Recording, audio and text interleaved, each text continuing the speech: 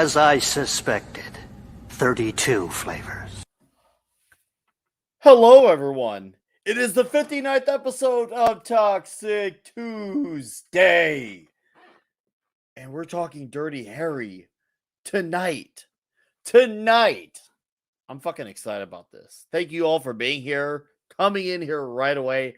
Hot off Midnight's Edge After Dark. Shout out to the great Tom Connors for that. Thank you, sir. I know he will be on his way here, but I'm so fucking excited about this one. So, guys, Dirty Harry. I mean, the proto action hero. I mean, obviously, you had your John Wayne. I guess you could say he's action hero, but as far as like what became the standard for like cop movies and other action heroes going forward, I dare say Clint Eastwood is the prototype of what became what we knew of 80s and 90s action movies going forward. But we can dispute and talk all that when we bring the boys. But before we bring the boys in, I'll do some quick acknowledgments to the chat. Vince Womack, David Rayner, Joey, Mr. Tickle Trunk, how are you, sir? Sean Eastham, Gwem, Stacy, how are you, Gwem? Cuspedius, Max Mercer, Kitty Bear, Stephen Paul, hello. The great Gonzalo Bergali, how are you? Tu Nagayan, I think I said that right. I hope I didn't butcher that. I apologize if I did. Andrew 46 and 2, how are you? Rob Altus, the mighty Rob Altus to you. How are you, sir? Das Wolfen, hello. Anonymous Gamer, welcome back, sir. Hey, Jules Atmosphere, how are you? Anima Confusa, the one who knows Geary. So, all right, and I think that a Southern Viking. Yes, guys, it is huge. I know. D. Bud Martin, Chris Mead, hello. Martin Acosta, hello. GAP After Dark, Gutsy77. All right, Channel Surf, hello. Yeah, it may that's a hard one to debate. I'm not gonna say it is or isn't, but it is definitely one of the absolute best because it's fucking Dirty Harry. So, and no, you're not the token. We got two here, two, including you. So you're good. Let's bring in our panelists, though. Let's start off with the man who keeps our stream going. Ladies and gentlemen, the man who has all the badass toys in the world, Mark D with a C. Hey, hope the stream is powerful tonight. So, yeah, looking forward to Dirty Harry, man. It's not a politically correct movie these days, God. So, yeah, they're not making this one today, but yeah, it's the original and one of the best. And yeah, if you're eating hot dogs tonight, please no ketchup on your hot dogs if you're watching this movie. So, it's it's a later movie, but yeah. So, but that's another classic line. But yeah, looking forward to it. And yeah, there is going to be an appearance by Matt tonight. I forgot that there would be, but there are a couple of scenes where we had to use his talent. So get ready. Well, I'm all broken up about him. Right? Well, Mark, I'm glad to have you here, sir. As always, very thankful for the duties that you do. Appreciate it. Yep. Yeah, and I might as well post channels in now too. So here we go. Yeah, guys, I have all their names. When you look at the description, all their names, you just one click, boom, you're at all the channels. And the mighty Reg Eric K. How are you, sir? Hello, Brian Barth. Let's bring in our panelists here. He's the other half of the pop culture minefield. And I let him say his own name now. My name is Gerry. I'm so happy to be here with Mark C with the D. He's got a big D. That's what the hat says, right? Yeah. Yep. Big ass D. Got some D in the house. Yeah, I'm excited tonight, man. This is a favorite film of mine. I remember seeing it in the theater when it came out and going with my dad. That was a wonderful thing about like my parents would kidnap me back and forth. And whichever parent had me had no one to babysit me. So they would take me to R-rated movies and shit as a kid. And so I got to see I got to see Serpico, Dirty Harry, everything as a kid. Because, wow, babysitter. My dad had to take me if he wanted to see it. But goddamn, man, this is a classic, dude. Mm-hmm. And if you pay attention, you'll catch little things that you see echo in Lethal Mhm. Weapon about a decade later, Ooh, we'll have to talk including about the that. jumper. I look forward to talk about that, sir. It's gonna be huge. Thank you for being here. You Always bet, buddy. have I'm glad. wonderful to have the presence of Gerry here. Yuri. So let's bring in that 70s rock fan. Well, good evening. How are you all? We're good. Nice to see good. you an hour later. What a So, wet I know, open. I know. What the fuck? So, all I was saying now, it's funny you should say that, Gary, because opinions, and you've got a lot of them, opinions are like assholes. Everybody has one. And they usually stink. Even you. And they usually stink. So you and I, sir, are probably the people old enough to remember when this. We're the wee old guys We here. remember when this movie Oh was my God. out. We're those two old Muppets. Yeah. See, Up in- back in the day, Oh. before Star Wars, before Marvel, before all that shit, when you were on the school playground, Clint Eastwood was the guy. He was yeah. the one. Yeah. Everybody wanted to be Clint, and when we were kids, so this is very special. That's a good one. But you know Yeah. what? Yeah, We need to put screens up over, with using the green screen thing over us and be the old guys from the Muppets that were sitting up in the balcony. Stadler and Waldorf. Yeah. That's you and me. That is you and Yeah. me, man. No, I think we're more like the grumpy old men guys that I play that clip when you're on the show. Oh, He's those- giving her he's taking all one eye to the. yeah, Jack Lemmon and the guy that played Penguin. Yeah, Mickey. yeah. All right, boomers. We gotta let in some other dudes. We're not finished yet. Oh, well, we gotta let in Dustin. We're old and slow. Come on. Here till 2023. I'm Oh, not much shit. younger. It looks like you got a little bit in your beard. Hello, everybody. Nick, Mark, Geary, 70s. Everybody in the chat. Hello, sir. What's happening, fellas, ladies, Not gentlemen, much, buddy. miscreants, Miscreants. I like that one. deviants? Miscreants. I like that one. I do too. Don't do the bridge too far. You got it. You nailed it. All right. I'll be quiet Well, now. Dustin, happy to have you here, sir. I'm I know happy to you- be here. This is a good ass movie, and I'm going to be honest and say that I watched it for the first time today. What? Duh, Well, that's fantastic. What did you I think? know. Man, the music, fucking killer. It's so damn good. Oh, the it's music! so I'm sitting there like cool. just rocking out, like Right? I'm just like It's waiting for the guy dark, to come in and be like, "I eerie. got your pizza." Dude, it's eerie, it's dark, it's perfect. All right, let's bring in our two boys here. You see him as a fantastic mod, and he is not just another Richard. He's not just the Richard, but he's our red shirt. Hey, everybody. It's great to be here. The resident senior citizen is here. I know I rival that 70s for having the age on. I didn't Nobody see this rivals movie when it Gary came for out. being. Gary's the oldest man in the universe. So it's a fight then, red shirt. Yeah. I'm older than you, I'll damn bring it. my walker. All you gotta do is wait a few minutes. Is it a Walker Texas Ranger or just a Walker? It's a walker. It's an Imperial Walker fight. It's a Zimmer frame, a Hans Zimmer frame. It's a Oh, wait. heads man. up. Sorry, Red Shirt, interrupted. That's okay. No, this is a great movie from a great year. Really is. And yeah, New Bomb Turk. We got to stick What's together. up, new Bob? Seniors Unite. Seniors unite. All right, guys, let's get our dentures. Let's get the show going. All right, we got one other gentleman here, and he is enjoying a fine bowl of amazing food. And he's also the man who brings the crowds, the man of many voices. He truly is our Ninja Turtles, or Turtle, sorry. Hi, Tom. Hi. How's everybody doing? Hello. Nice to see you here. That was embarrassing. Nah, you feel good, Dad. Now, how's everybody You doing? looked good. We're good, Good man. day, We're Tom. pumped. Doing good. Hi. We are witnessing the birth of a new genre here in this film. Right. The light romantic he comedy. was like, Yeah. he laid what I said earlier, and I guess that's a great segue.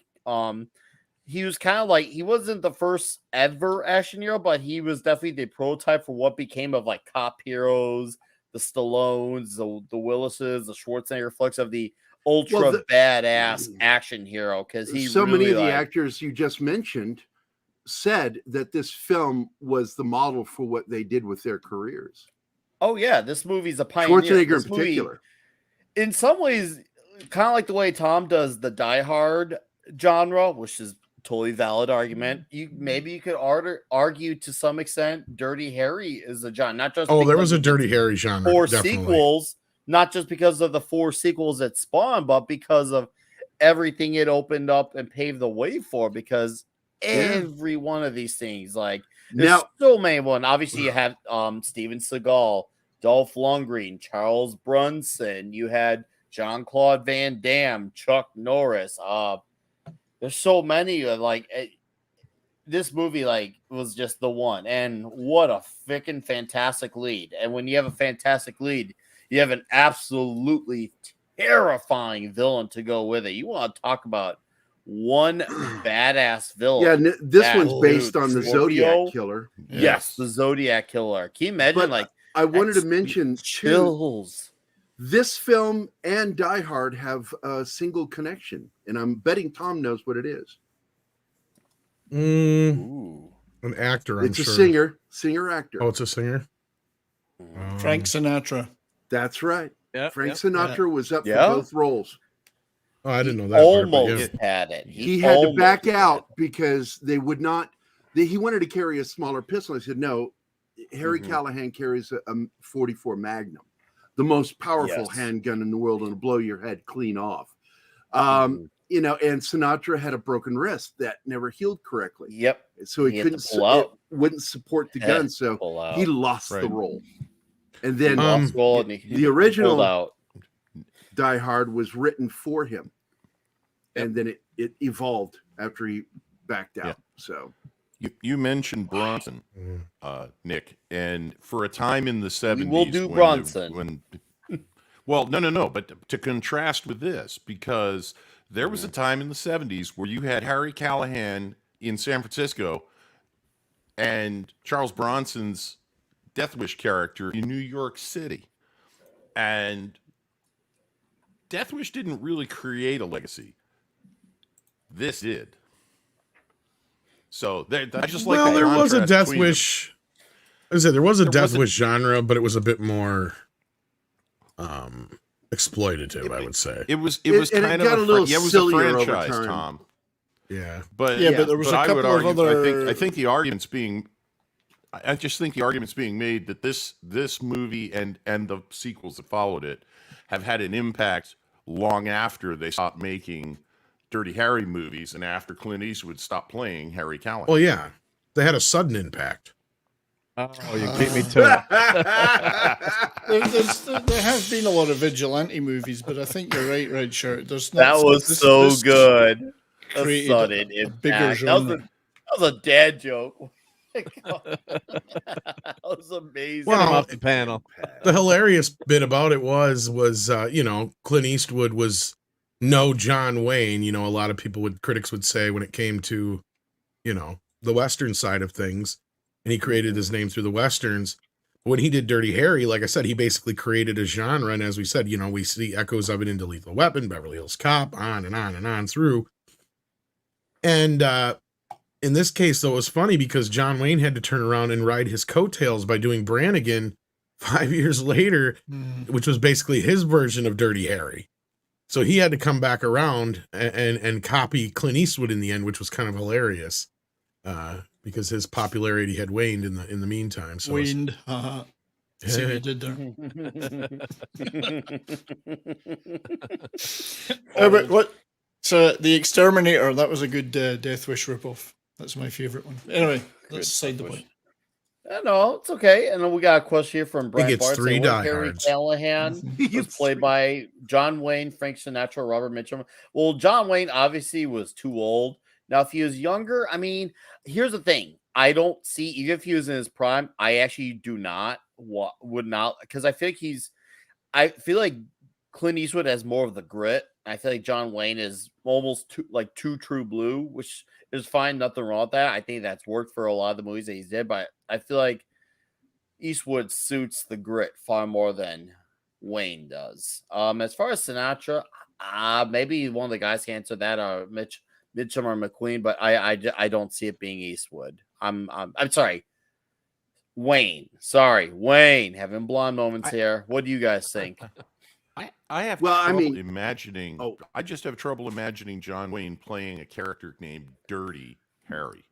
Yeah, it would have been changed completely for his stock style of filmmaking. Absolutely. Sinatra would have been going for an Oscar. Mitchum, I think, is the only actor other than Steve McQueen that would have played the character halfway close. Steve McQueen would have probably cut a lot of the dialogue like he did in Bullet. You know, he'd have made Dirty Harry really sexy and probably he would have made him sexy and cooler. Whereas Mitchum, I think, would have played him tough. Mm-hmm. So Mitchum, I think, is the only actor listed there that would have come close to what Clint did. Mitchum basically would have been the TV version. The TV version. Oh my God. If they would have done a Dirty Harry TV show, you got Mitchum playing him on TV. And yeah. Mm-hmm. What are you, Bill Burr? Clint's got the right level of impassive. He just does impassive and still. Even though, like, it's interesting because Eastwood's like, if he's not like the most like shredded guy, but he's so tall and towering with his presence and his voice, the way he commands your attention with his voice and the way he carries himself, you're like, dude, I don't know what this guy's deal is, but whatever he's saying, I better fucking listen. He definitely has that presence to him. With his even character. Batman borrowed his voice. Thanks, Frank Miller. No, this is back in '89, man. Michael Keaton. We all I know, but like as far Gerry as yeah. I mean, we do have Batman at the bottom. Maybe he can answer for how much he ripped off Clint Eastwood. I mean, all Clint really did was just bring his Western persona to the modern day, right? Yeah, he did. That's all it was. He's the gunslinging sheriff. Yeah. Yeah. But how about Nick Weiser's Dirty Harry? Oh, okay.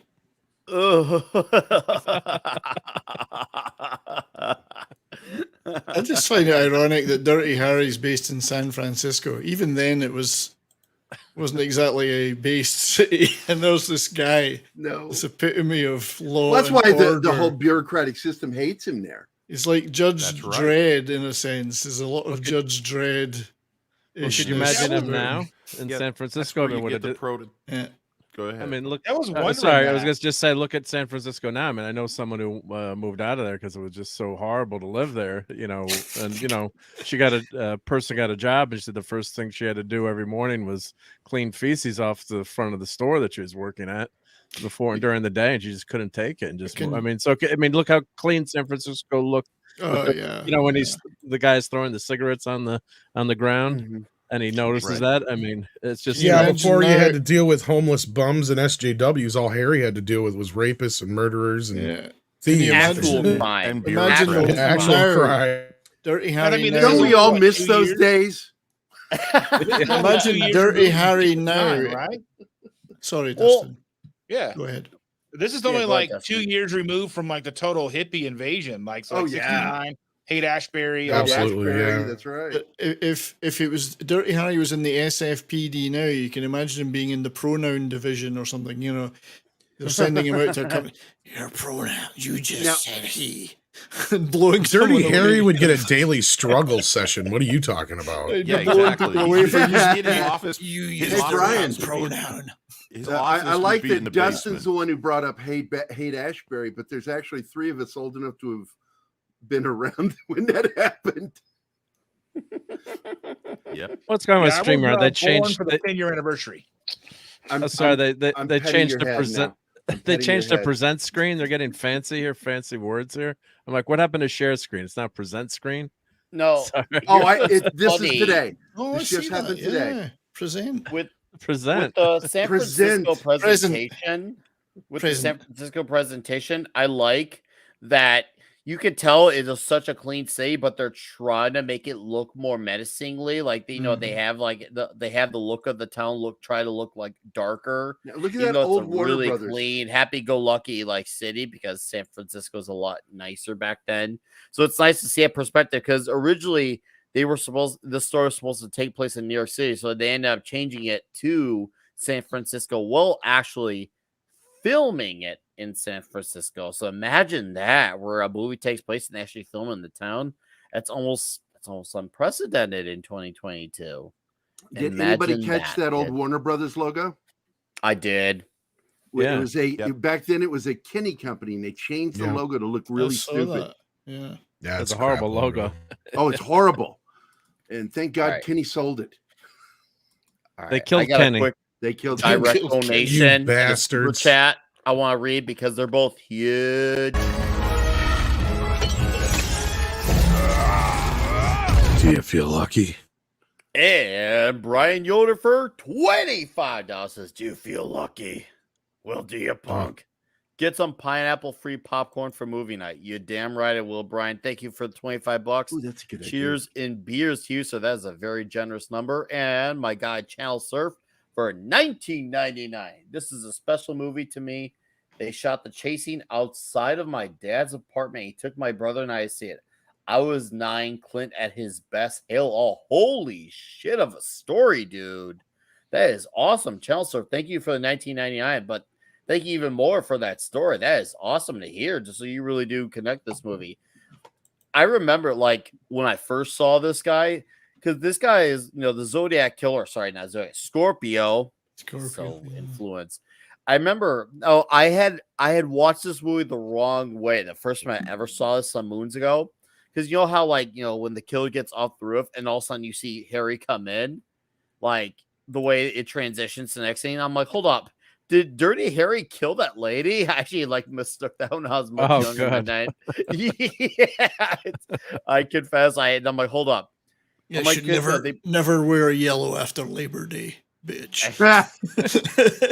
When there was that whole thing way back when about, like, you could go after me, but you don't go after women and children. And well, our Scorpio here, he did exactly those things. So you realize this dude has no limits. He's a freaking dangerous son of a bitch. I remember feeling like, holy crap, this guy is fucked in the head. I couldn't believe it at the time. And this is before I even knew what the Zodiac Killer was, because I was a bit of a late bloomer to the Zodiac guy. I just knew as the Scorpio guy is crazy. Ooh, he looks crazy. He looks like that Clockwork Orange guy. Now this is where the Yes. music starts. Lalo Schifrin's soundtrack. Yep. Yeah, great soundtrack, and everybody knows him from Mission Impossible. Mm-hmm. And he did a great 70s soundtrack for this film. Yes, he did. Oh, I love the soundtrack because it has like really eerie, quiet parts are like unsettling, and then also it ramps up like for like the crazy action. It's so immersive. That's what I like. Yeah. It really keeps you in the movie, and like it's one of those movies where when I watch it, I want to turn up the volume because I want to hear the extra music, like bring me into the Dirty Harry world. I want it to like bring me in there, and that music really helps get you there and makes you pick up that vibe, and it makes San Francisco look menacing too with the music too. Well, yeah, like he shots looks like cool. this. Look at these shots they chose to do. What do you got? 70s. Low I was angle. just saying he looks so cool as well. He's just the epitome of cool, yeah. Yep. and it makes the city look good. The opening wraparound scene. sunglasses. Makes you all live there. The opening scene, if you're paying attention, they have to pull back a couple of times from the pool to get you the perspective of the shooter. So not only is he crazy as a shithouse rat, he can shoot. He's a hell of a dangerous shot, that way yep. as well. Yep. John Very Vernon. scary guy. John Dean Vernon. John Wormer. Vernon's great. Dean Yeah, Dean Wormer. Wormer. Yes. Mm-hmm. Yep. And the actor's a pacifist too, so he was afraid to hold the gun, so they had to send him to gun training. Andy Yeah. Robinson. Andy Robinson, yeah, Andrew yeah, Robinson, so yeah. So he was going nuts when You mean first Garrick, had- don't you? Garrick, yep. Garrick. The tailor. Yeah. Sorry, So, slipped into Star Trek mode. There. no, it's okay. Star Trek is good with me. Yep. So do you did guys get know that one. about the original actor who was supposed to play Scorpio? His name was Audie Murphy. He Audie had been in a Murphy? plane crash, and that's what cost him the The role. Audie was Murphy? Sadly, his Wow. Yeah, the Audie own Murphy. life. Yeah. Wow. Yeah. Yeah, rest in Holy peace, cow. Murphy. That's a good That is shot. that would Yeah, have one- that would have been. I can imagine he would have absolutely killed it. But man, it's sad to make you think what could have been. Oh, I did not know this. Jammin' John's here says John Vernon is the voice actor of the Submariner, the old cartoon, the actual Namor. Hint, Wow. hint. The real Yes. name or the good looking one? With the Yeah. Scottish surname. With the Scottish surname. And I do want to point out again that this is one of those first early films of John Milius that he wrote some of the best Oh, of lines in the course. film. Of course. Yeah. But also another person that worked on Yeah. this was what's his name? Crazy director Terrence Malick. He was one of the Oh, screenwriters. Malick on involved this. with this? Mhm. Oh, yeah. Yeah, he was one of the Uncredited. screenwriters. Yeah, you're right. Terry Malick. I got from Magic Poop. I want to show us really quick while this is going. 70s and Geary right here. Oh my god! Fuck yeah! Oh, that is great. Yes, that is superb. Yeah, this is right here getting on the stage. That's too funny. That is Shout too out to funny. Magic Poop. Thank you for this great meme. Looks I like was Tom awesome. Kenner's down there. Yeah, I told you What's the the show bit? was crap. given that background, Nick, that you got there, I'll tell you what, it would be a dangerous drinking game to watch this movie and take a drink every time you saw a Volkswagen Beetle because they are everywhere. Yeah, a lot of Beatles. Well, that Oh, era shit. they were. We Also- had one when I was a kid still. learned I to Just so you drive guys them. know, hate working on those cars with a passion. in the scene coming up where he goes to get his burger that leads to the bank robbery scene, the movie Mhm. theater has his movie playing Yeah. on the marquee. Play Play Misty Misty to me. for me. Yeah. Yeah. So does that mean Clint Eastwood is a character in the Dirty In Harry his verse? own, In yeah, his own world, yeah. Yeah. So this is where we Incredible. get all conspiratorial It was- here. Clint Clint before Eastwood. we even knew what meta was. So it's that like means the fuck Clint Rambo Eastwood- joke in. Sorry. Oh, Arnold's movie, yeah. Fuck that. Which one? No, Sorry, Tom? no. In Tango and Cash. Oh, that's right. Or no, it's not. It's Yeah. fuck Rambo. It's Rambo's a pussy. Rambo's. Yes, what he it was. just did Rambo's a pussy. Yeah. Rambo's a pussy.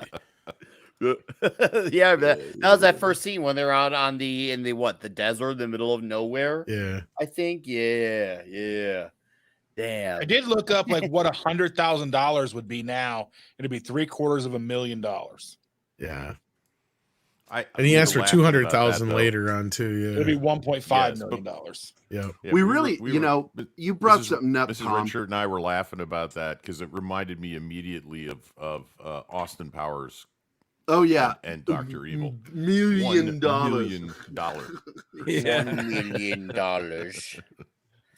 But, Bruce is right here. Stallone's the Terminator, Last Action Hero. Yes, That's what Arnold Gary thought I meant Braunschweiger. was the whole Arnold Last Action Braunschweiger. Hero. It's funny, but Not like, as funny as in Tango and Cash, but Tango he and goes Cash. like, yeah.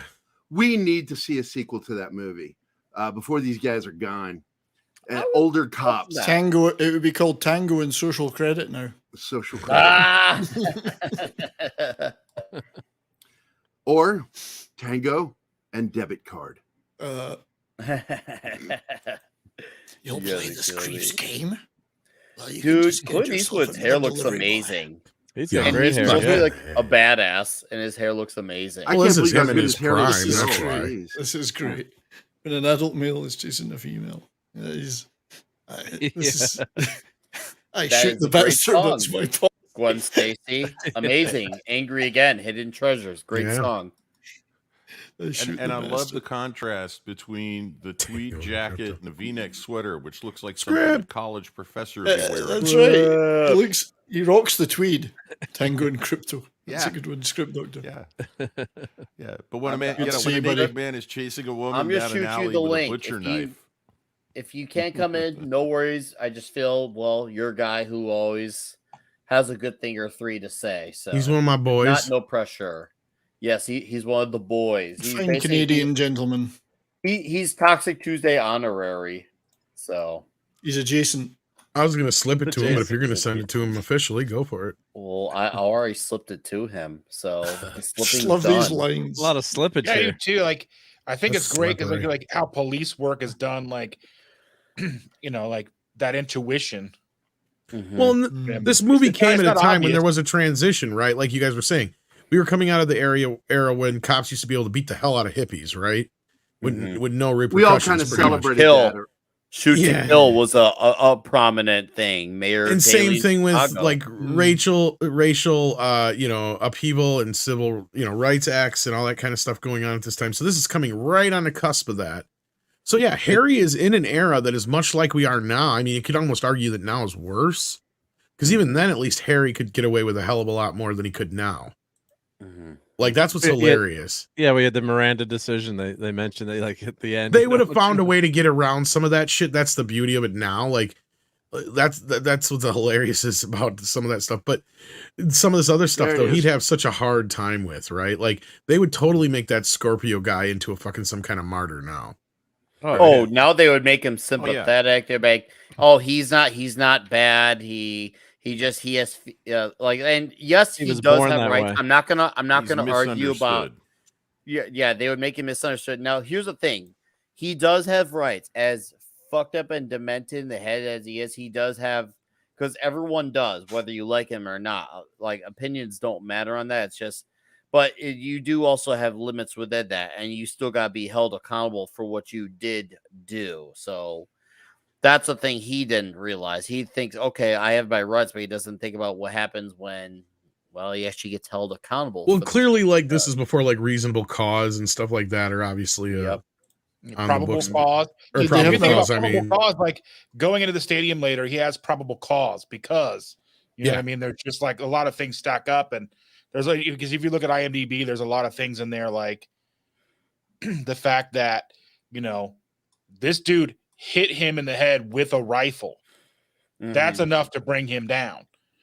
Did He they have attempted murder to a cop with a rifle.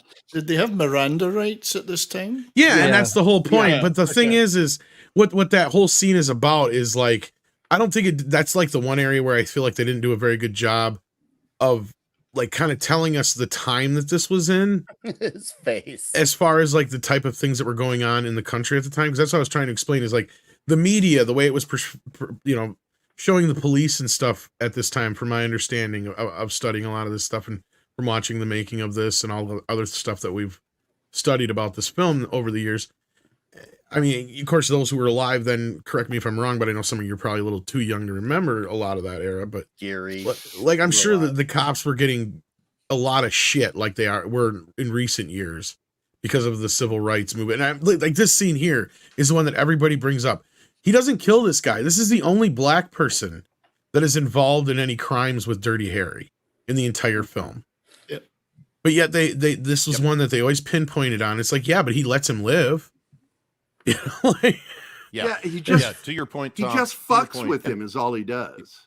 Yeah, he does. But to your point, Tom, and it's in. I'm pretty sure if I remember it being in this movie, cops at this point were still being referred to as pigs. I'm pretty sure Scorpio. Oh refers yes, to him absolutely. as that. And Miranda that writes.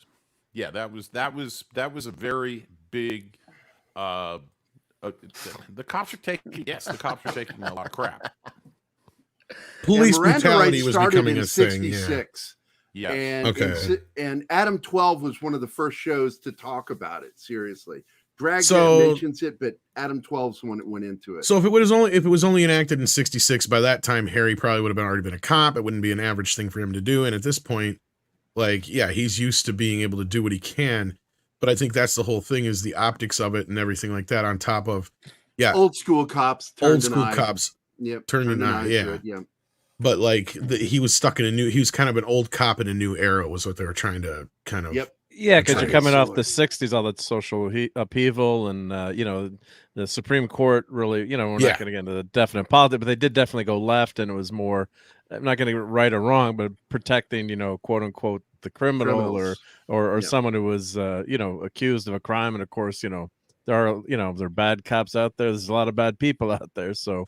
Yeah, Mark, and that's it's- what I was getting to. Is I remember they were talking about in the writing, that was the inspiration for this, is if the criminals start to get so many rights and more rights than the victims were getting at that time. That was kind of the whole That was mentality the of it. And actual cops' issue. hands were tied on what they could do. Yeah, exactly. Yes. What's then- yeah, and then interesting?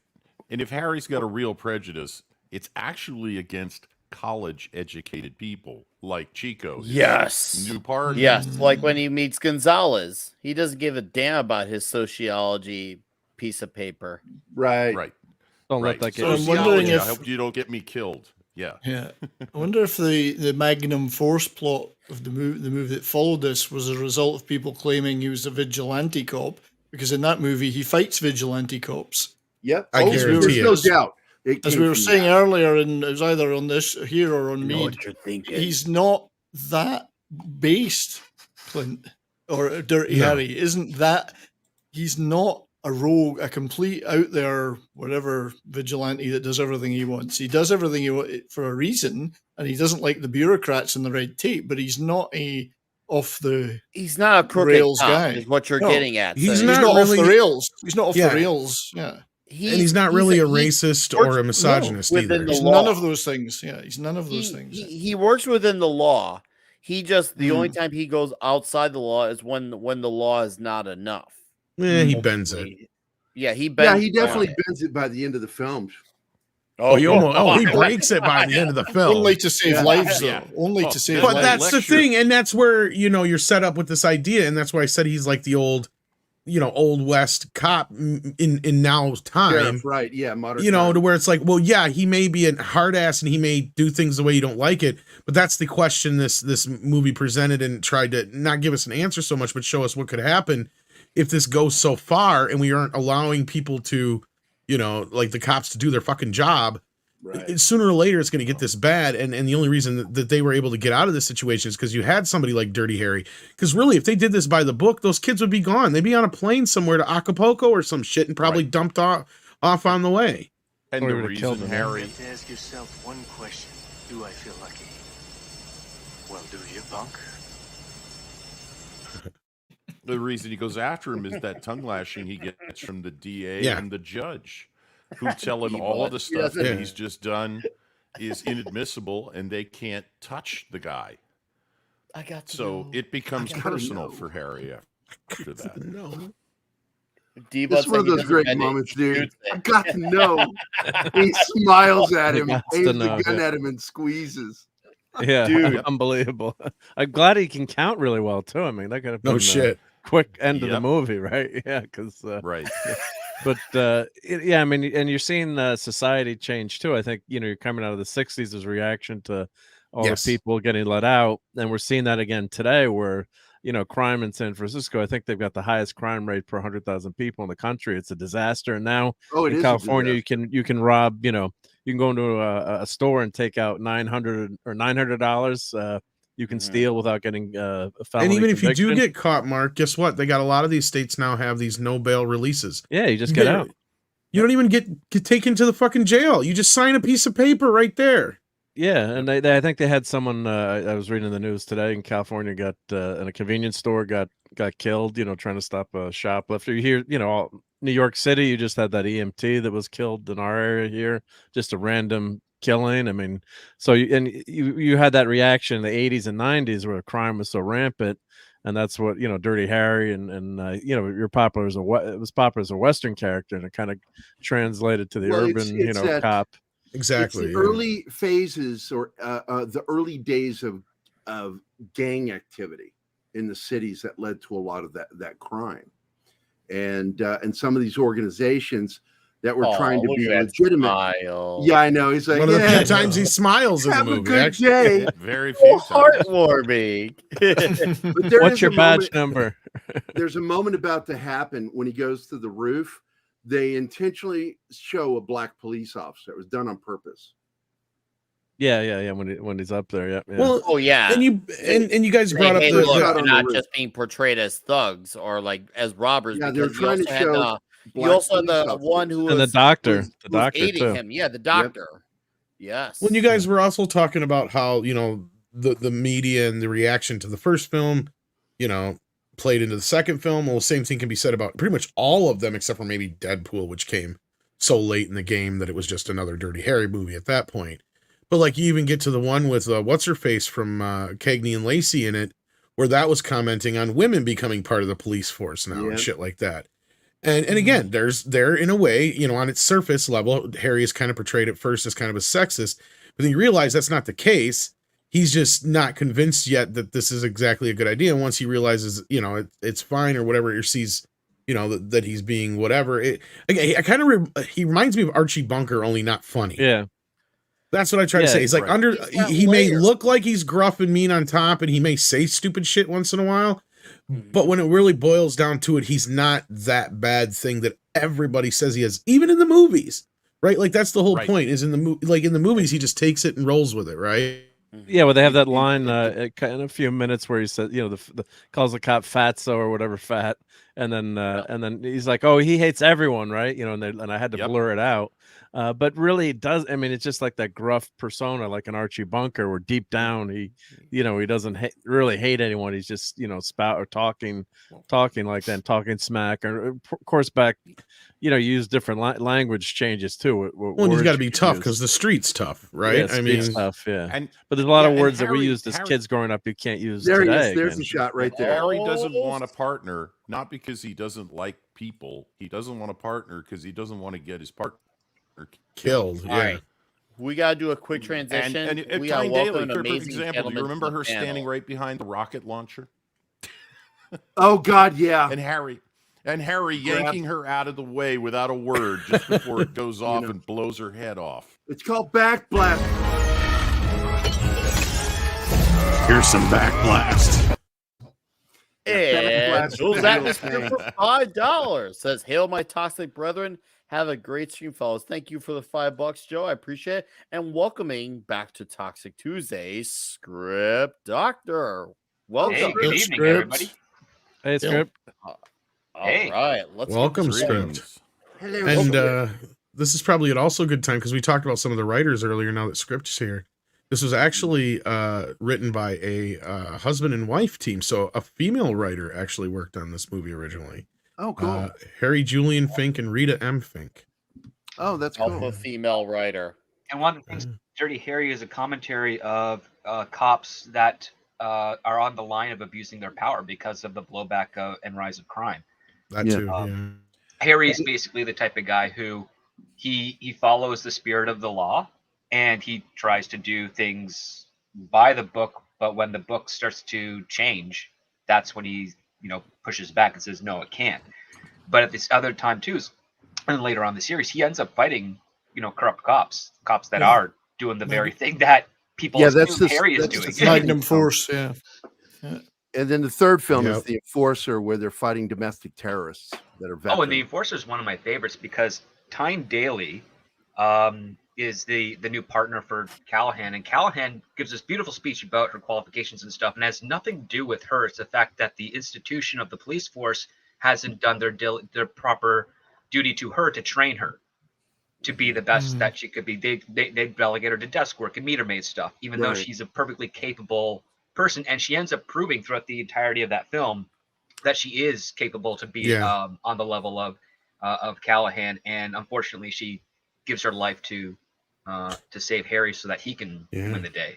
Well, I just brought that up just before you came in here. I brought that one up too as an example of how Harry is wired, basically, and how the media and people in the film itself portrayed him as opposed to how he really was. And I kind of joked early on, before you probably came in listening, that I said this movie is actually much more woke by today's standards than anybody really says. It is very progressive.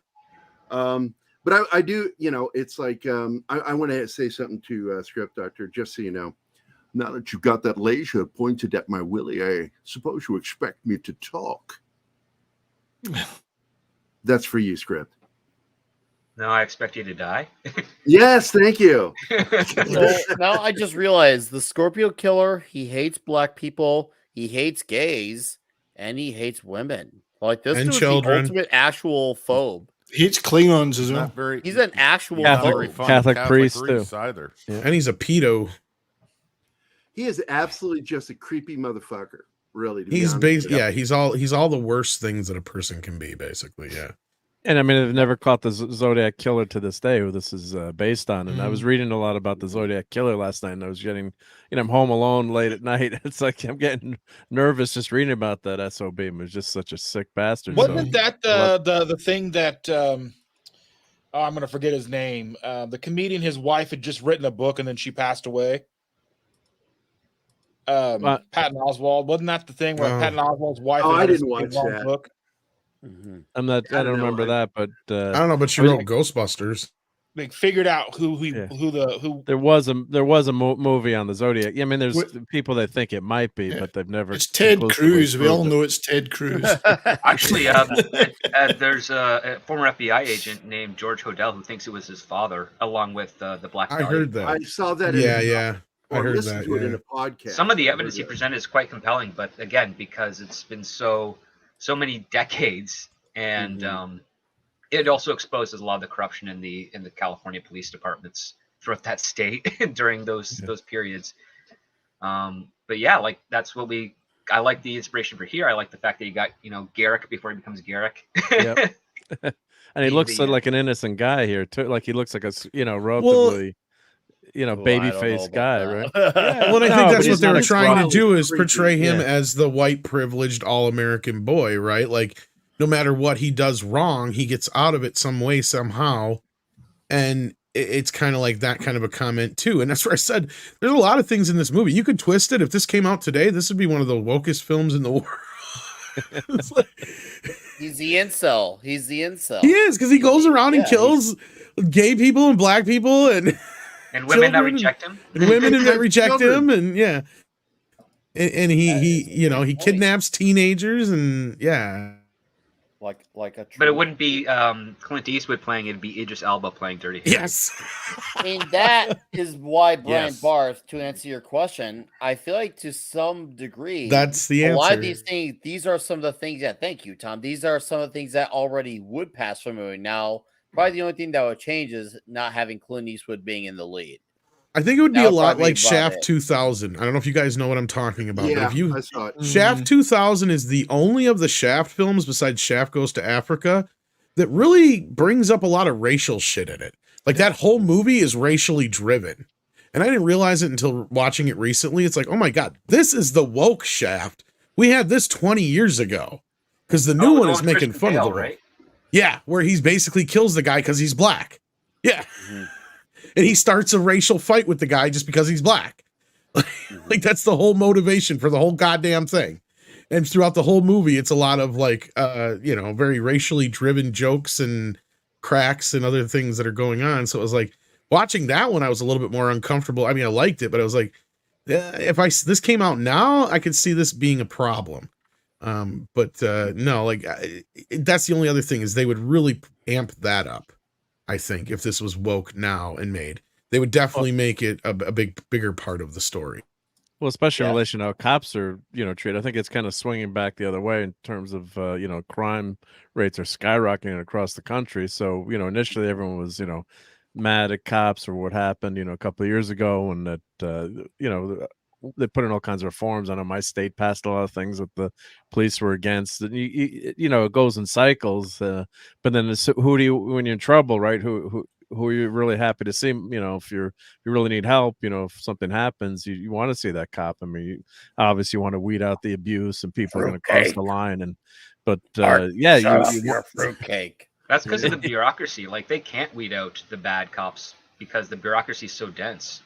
I mean, one of the things that's kind of fascinating is that when you take a look at, say, comparisons, because I think Callahan, the original introduction of the story, is supposed to be in New York City, right? At this time? Right. Yeah, it was supposed the to be New York original City. story was supposed to be New York, but they changed it to San Francisco. Well, what's kind of really remarkable is that in the 80s and 90s, San Francisco, surprisingly, was getting really cleaned up. Yeah. And then and New York was kind of just slowly trailing behind on that. It wasn't until like the later 90s and early 2000s that New York City became really clean. And now we're about 20 years hence from the turn of the century, and San Francisco is almost reverted to what it was 40 years ago, and if not worse. And then New York City is slowly on that trajectory as well. Hasn't hit it quite yet, but it's getting there. And the biggest change that we saw is the fact that we had certain politicians encourage relative abuse of police duties and quotas and things of other natures. And then conversely, on the other side, you had politicians saying, no, we're going to reevaluate certain crimes and make them less severe punishments when they should be kind of the detractors, the deterrents. You do this, we're going to hit you hard so that you don't do this again once you come up for parole or have done your time. And that all really changed rapidly around the 2012s, if I remember correctly. And that would have been the perfect time to have the final Dirty Harry movie, like the last week before he retires. And what's I gotta ask, what after following up that great analysis, what's a pie hawker? You don't want to know. You don't want to know. It's I don't want to know. Monkeys throw. Okay, all right. I mean, It's got to be some kind of lost. If it's vernacular. not slang, what right? monkeys throw, it's what pimps do. And by the way, I want to throw something in there too that it's already been asked. Why do they call you Dirty Harry? And I love the moment when we find out why. And I love that his partner reiterates it later on. That's the best part when he's sticking up for him. Yeah. That scene that where he goes on, we'll just say the thing, but that was actually the scene that Clint Eastwood himself directed in the movie. So yes, he did. Yeah, the bulk of the movie was done by Siegel. That was his scene that he got to actually do because Eastwood did love directing, but Don Siegel, obviously he's the main guy, but that was his moment to shine, Eastwood, because of a suicide attempt. And the fact that he actually went up there himself too. He went up there himself. I ain't gonna fucking save you. I just want to get this shit over with. Yeah, right. I love how direct he is. He's just like, and he's just like, okay, dude, come on, we need to get the show on the road. You vomiting. Yeah, what's your info so I don't have to dig through your fucking innards to look for it later, kind of shit. Exactly. And he's all pissed at him, Well, because all the guy really wants is some sympathy and fucking shit. And Harry knows exactly what he's doing here. It's hilarious. I love this. This is one of my favorite bits in the whole movie.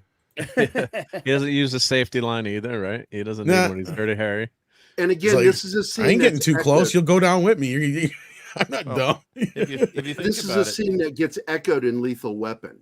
Yes. Yes. If you think about it, the director, who's probably outside of that crowd on the street, would be hard pressed to direct these two actors up here on the top of the building. So telling Clint, go ahead and direct this is probably saving them like half a day. And Pie Hawker actually means peeping Tom. I guess it's an old. Yeah. Peeping Tom. An old school term. Okay. I wonder if it has something to do with your, jiggling your bits and you make some cream. It's your giblets. I think you're a pie thrower. Think about what it's saying. So think about what would you used to do with a pie? You would set a pie on a windowsill. So a pie hawker was somebody who would steal pies from the windowsill. That's true too. There you go. See, that's why you're here. There you go. Yeah, that makes far more sense. Yeah. Was it a keto pie? I make up weird, dumb shit. Yeah, was that keto pie, Dustin? I mean, that's what we're gonna say. See, hey, Dustin knows the goods. Why didn't he just tell us this earlier? Brian, because he was building some tension up. He's trying to make me look bad. No. I just like to hear what everybody else has to say. I'm just picking on you. No, but it's funny that because script for years I've thought there's another Dirty Harry movie. Obviously, he's way too old to still be a cop, or even at the cusp of retiring. He'd be way 20 years retired by this point. But you just have some case that was a cold case from when he was on the force, or you have one of those people that was involved, much like the Zodiac Killer, where he calls him out, kind of like Die Hard with a Vengeance with what's his face is Hans' brother, something to that effect. I think you could still do it, and especially nowadays. Basically, just ghosted Harry to question him about a cold case, and Harry getting Harry involved as a civilian. Yeah, exactly. Yeah. Either that, or he could play Indiana Jones.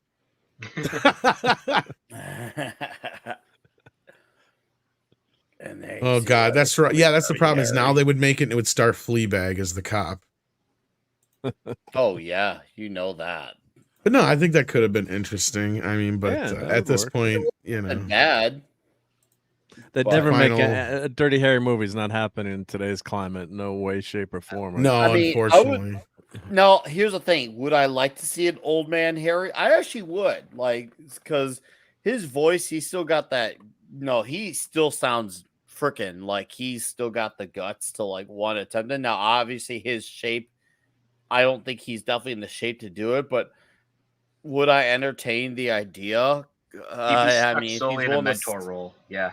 Yeah. Yeah, a mentor. Thank like, you, what, Script. A 90 mentor now? role would probably be best. He could give him an Obi-Wan Kenobi type story, but the thing Yeah. is, he'd have to go out with a positive, bittersweet bang where he's not. I was thinking more like humiliated. Logan, but yeah, He's exactly. 88. He's not humiliated, but like he does his stand, and then the guy who he was teaching the new stuff takes those lessons with him and runs with it, and kind of, but not starting a new franchise, just kind of closing off Harry's thing. Like, Exactly. you can always learn from an old cop.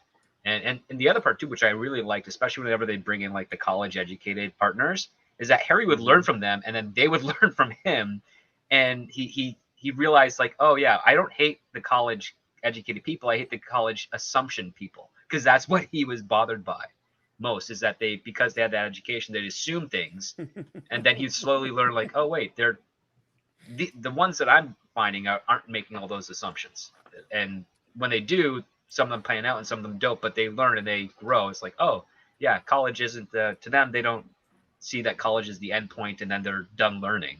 I liked that little gesture there because it showed the value, because so many people, especially in the 60s, 70s, and 80s, when they graduated college, are like, yeah, done learning now. Yeah. And it's like, no, that's just the beginning.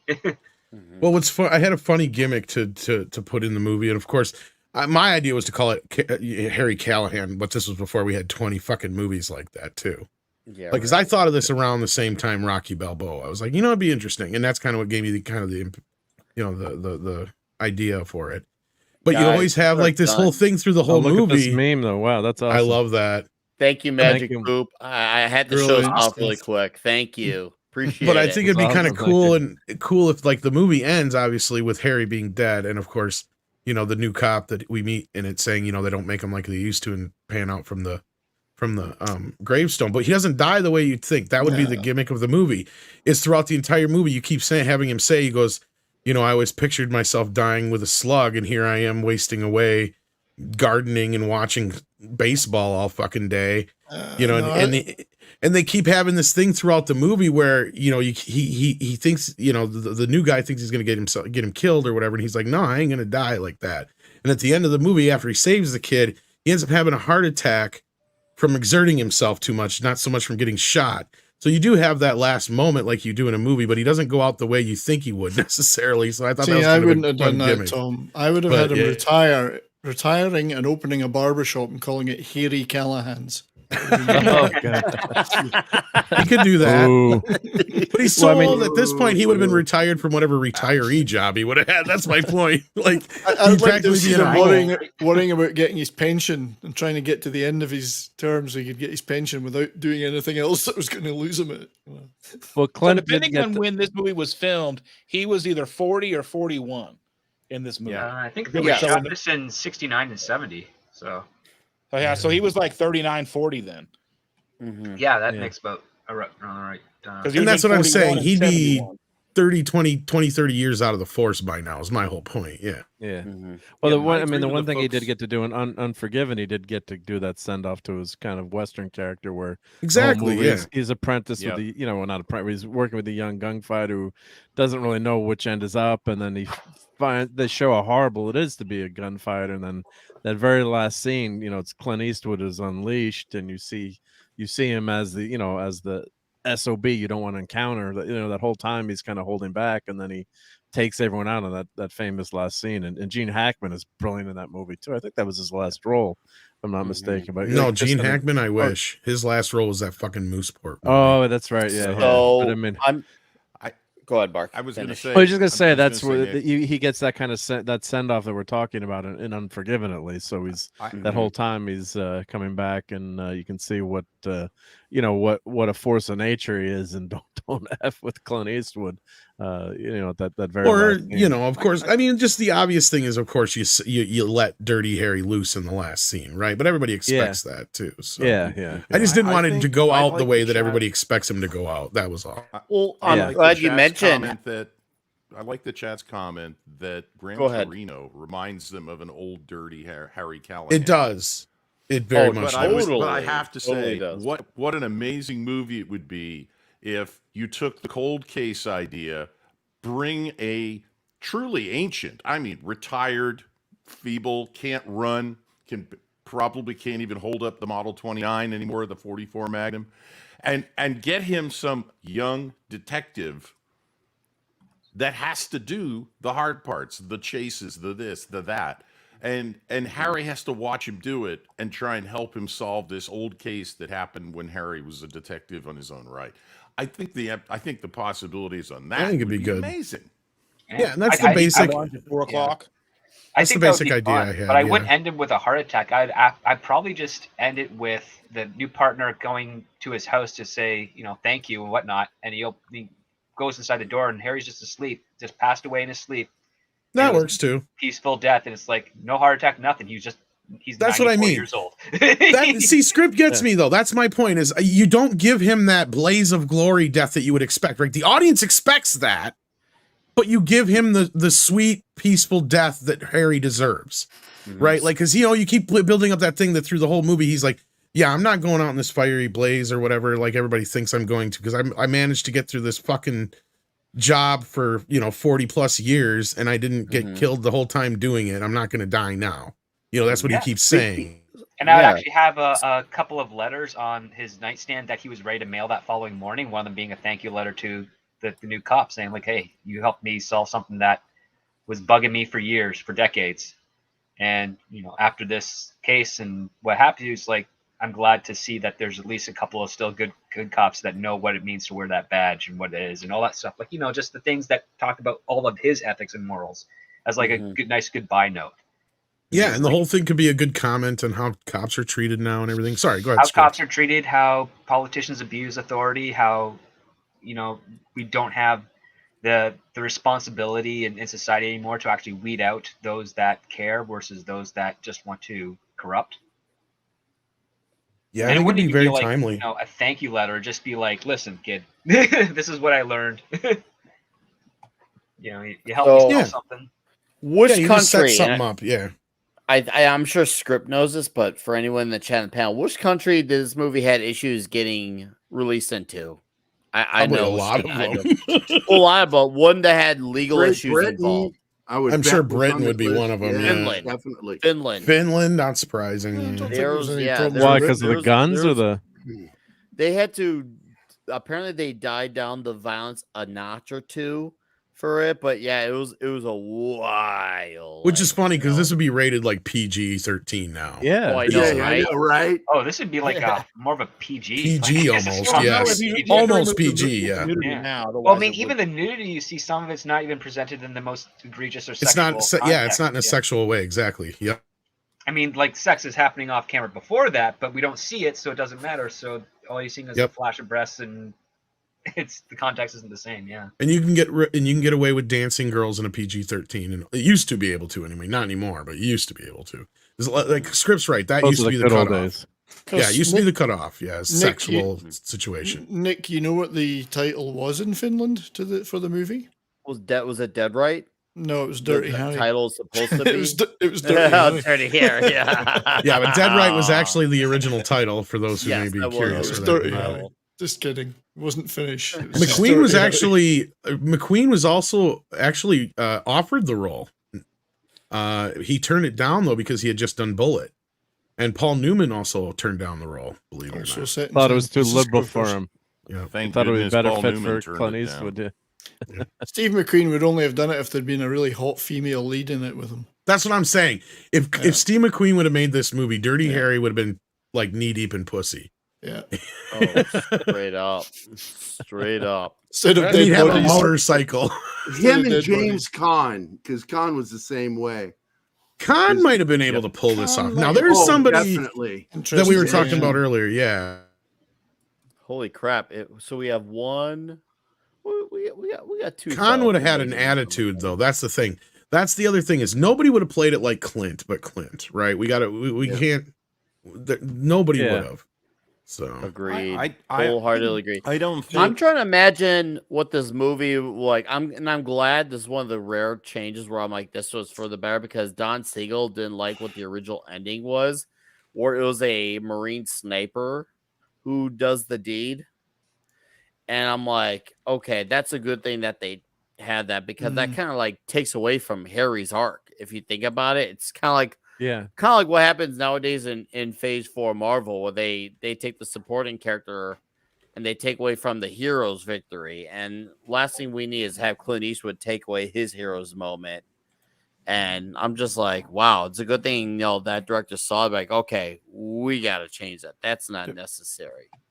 Does anybody think that if a Steve McQueen or Paul Newman or any other actor that could play this role effectively had played it, that this movie would have the legacy that it does? Or would it be just a one and done, or maybe a series of sequels, and then that would be that? Because I don't think anybody else would have done what Clint Eastwood did with this character. not at that time. No. I think you'd have to go years in the future before you'd find actors who could really. If I were But to they were pick already actors who were influenced by Clint Eastwood, so that's the problem, right? I don't think James Caan would have been good for the role because he's too New York. Yeah, he would have been real cocky. Yeah, New York. He's got the accent. He doesn't hide. Wrong James Caan Caan? had the accent. Too New York. I would Californian. Kurt Russell. For me, Kurt Russell would have been it. He's too pretty and too young at this way time. too. Yeah, He was still a especially kid time. at this point, wasn't he? If you want this to be a comedy, Yeah, you he could was do still Ronald doing Disney Reagan. movies. How about Burt Reynolds from Deliverance when he was serious hard guy? Burt would have been too much like Steve McQueen. Yeah, Like, sexing it up. Yeah, He would have sexed it up. Yeah. See, and I think that's part of the beauty of this, because as much as this is like the template for all those movies that came afterwards, like we could literally come up a list. Because you're right, like Die Hard, this also influenced this created the action cop genre, right? What do you think, Tom? Harrison Ford. He would have been a little young then, but he probably would have handled it probably similar, but I just don't think he had the gravitas. Definitely not yet in 71. Robert Culp might have been able to do it. Maybe. I mean, we brought up Robert Mitchum earlier, was brought up in the chat, and I said he'd be the Robert TV Mitchum's version. stoned when he acts all the time, so that'd just be a very different performance. Well, I said he'd be the TV version, but yeah. I don't agree on John movies Wayne. with I don't. Robert Culp, where he showed that kind of edginess. Higgies and whatever that movie he did with, I think Cosby was in it. It was an action. I Spy? Crime thriller. No, wait, that wasn't. No, the movie. It was I Spy, but it wasn't Robert Culp, was it? No, it was. It was Robert Culp and Bill Cosby movie, and it was Higgy. I know what it is too, and I can't fucking think of it. But it came out. The It was chest kind is of an Hickey and Boggs. Hickey and Boggs. I got it right. Hickey, not Higgy. Hickey and Boggs. Look, It's a good film. It's a good film. We all know that Leslie Nielsen was born to play this role. Leslie Nielsen should have been. Well, they actually quote in the first Naked Well, Gun movie, Leslie was still serious acting when this movie was made. I know, but what were you saying, Script? Comedic Leslie Nielsen was born to play this. Well, they actually quote a Dirty Harry movie in The Naked Gun when the commissioner's like, yeah. you shot up that park. And he's like, well, when I see 10 guys stabbing a dude in the park, I shoot the bastards. He's like, those were actors. Those were actors. Shakespeare in the park. Good ones. Good ones. And Matt would really love this first when I see a man movie. raping a woman in the park, I shoot the bastard. And Matt would really love this movie too. There's no female sidekick. There's no woman partner. There's no love interest, right? It's just as much as business, Clint Eastwood could play, handsome, good looking guy. They could have added a love interest, or had the love interest get kidnapped, or they didn't go that route. He's just all no nonsense. He's a widower. You find out his wife is got killed by a drunk driver, and he's just all business. It's all cop. You don't know anything about his personal life other than that, and you find that at the end, which today kind of show you every little thing about it, every character, and you got to find out their tortured backstory and feel bad for them. It's just this is Dirty Harry. He kicks ass. He's a no nonsense cop, and he kind of bends the rules, but you really don't learn anything about him, which kind of makes the character mysterious and kind of like Wolverine used to be back in the day when you didn't know anything about Logan, Wolverine, and they kind of ruined it in my opinion by giving you all his backstory and finding everything out about the character. I like it when it's more of a mysterious way, and you formulate how you view the character just through these actions on the screen. But God, you watch a movie today, within 5 minutes, the whole character's backstory, how they were tortured, and there's no mystique no more, Mark. Yeah. We're No lacking Mystique mystique. I mean, as an X-Men reference, yeah. It's cool to have. I know, right? That's funny. You got to have characters that have to have layers to their story, but not every character and their mom and their aunt and their stepbrother and their infant stepsister need to have a fully fleshed arc. Yeah. Well, you don't need their extended family, but with Dirty Harry, you learn a lot about him in this film. All the other He's a stuff layered there, character. that's just other story avenues to explore, but it's not pertinent to what is being told here. Like, this is one of the things that's actually fantastic about the Dirty Harry franchise is you can watch any one of those 5 films in any order you want. Yeah. Oh yeah. And there's nothing. Yeah, they're like a James Bond kind of thing in a sense, to where, there's nothing really tying the other film to the other film other than cast. He's not a one-dimensional character too, because with everything we say, in some cases, isn't like some actors playing different roles in later films, if I'm not mistaken. I think a couple are. I mean, I definitely know the Death Wish series. Yes, a lot of actors there come is back to play at different least roles. But I think with Callahan, what we learn about it's about the job for him and how he approaches the job, and we end up recognizing his throughout the entire 5 films. You recognize his behaviors, you see some consistencies, you see some growth. You see some new opinions informed, but all of that is we're seeing the character in the action, and we're not hung up on the things that don't matter. And it's kind of a difficult balance, especially for today's screenwriters, because they all want the traumatic past, the revelation, the twist, the things that kind of pull you in. On a TV side of things, they're trying to inject into films.